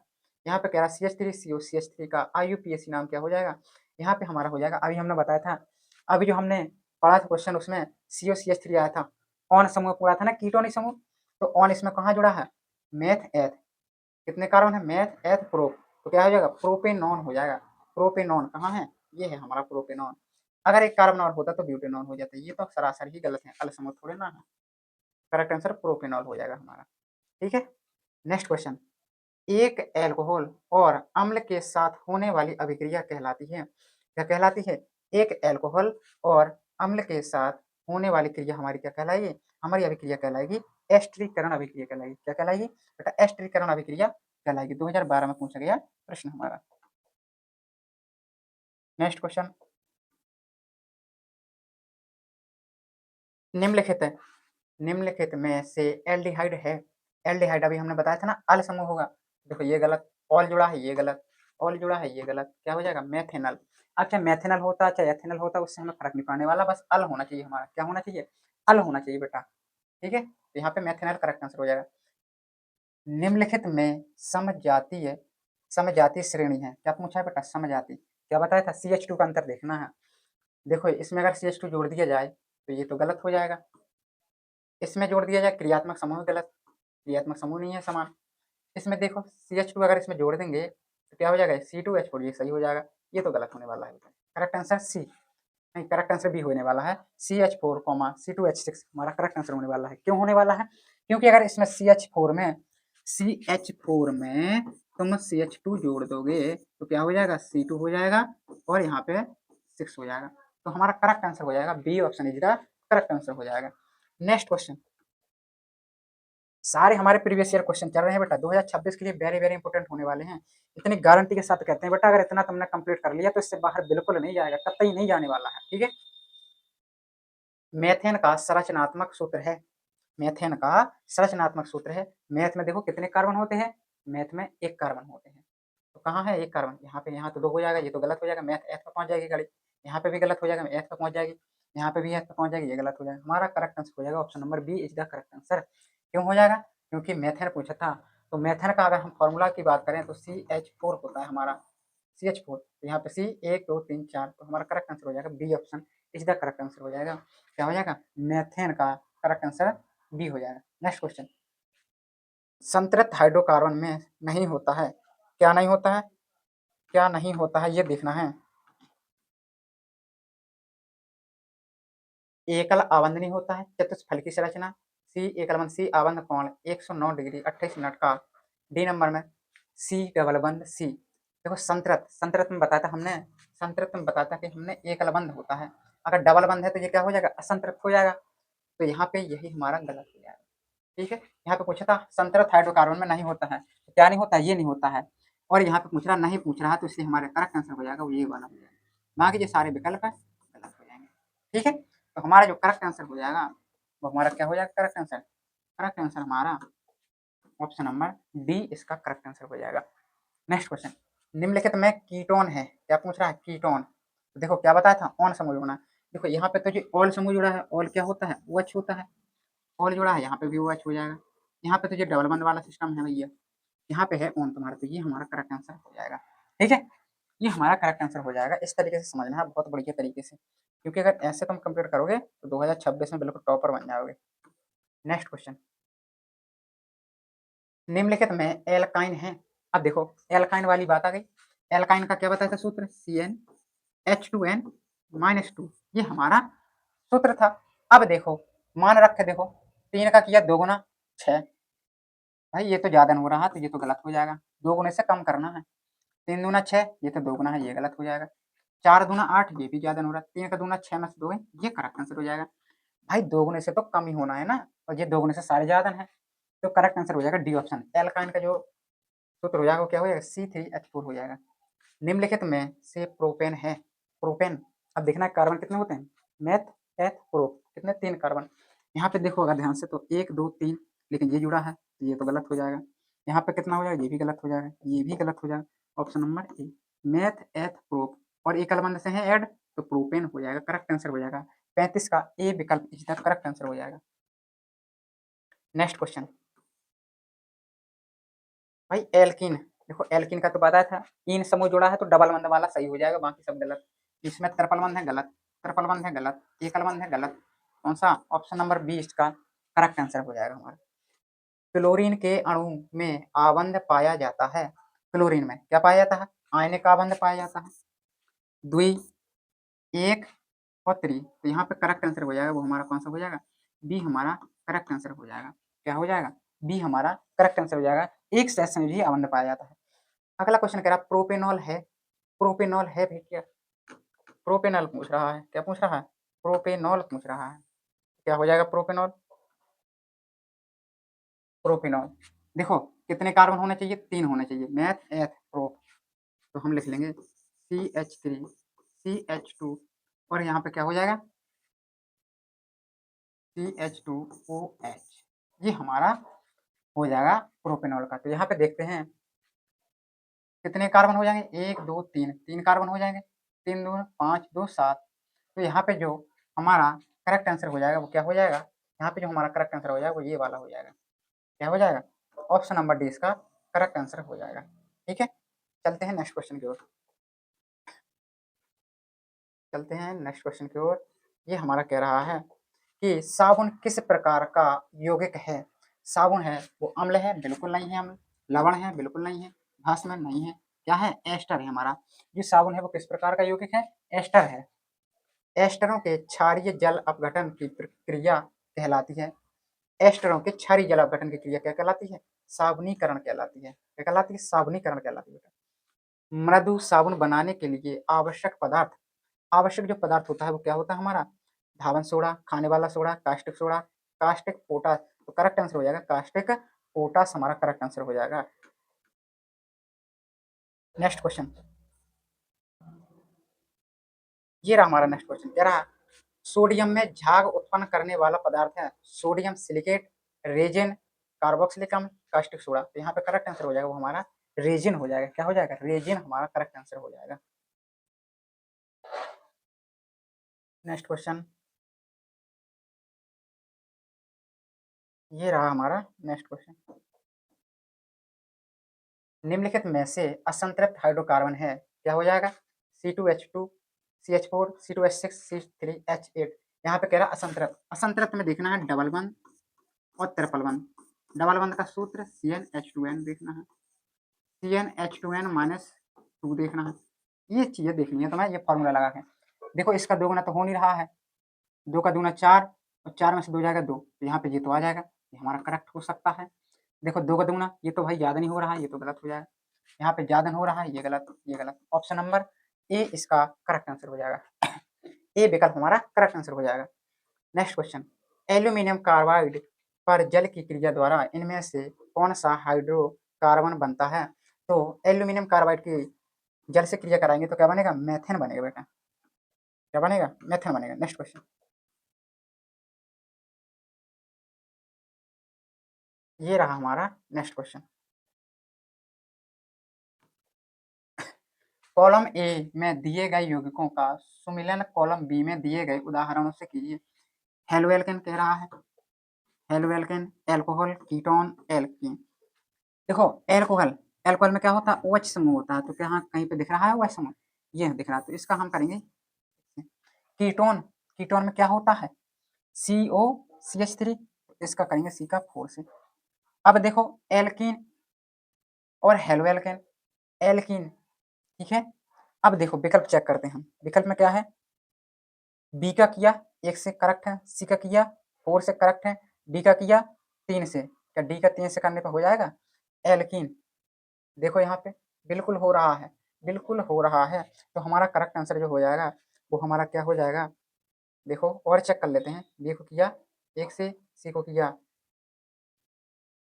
4 से, डी को किया 4 से, डी को किया 2 से, डी को कर रहा है 2 से, डी को कर रहा है 2 से, तो यहाँ डी को कर रहा है 3 से। क्या कर रहा है? 3 से कर रहा है। देखो एल्कीन में डबल वन तो आना है, तो डी का 3 से तो करना पड़ेगा, ऑप्शन नंबर ए, क्योंकि एल्कीन में आता है डबल वन और यहाँ पे डबल वन दिया गया है, तो करेक्ट आंसर हो जाएगा हमारा विकल्प नंबर ए। क्या हो जाएगा? विकल्प ए इसका करेक्ट आंसर हो जाएगा।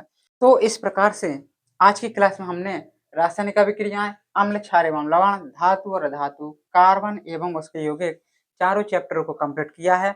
अगर किसी बच्चे का कोई डाउट रह जाता है तो कमेंट में करना ना भूलें। मिलते हैं नेक्स्ट वीडियो में।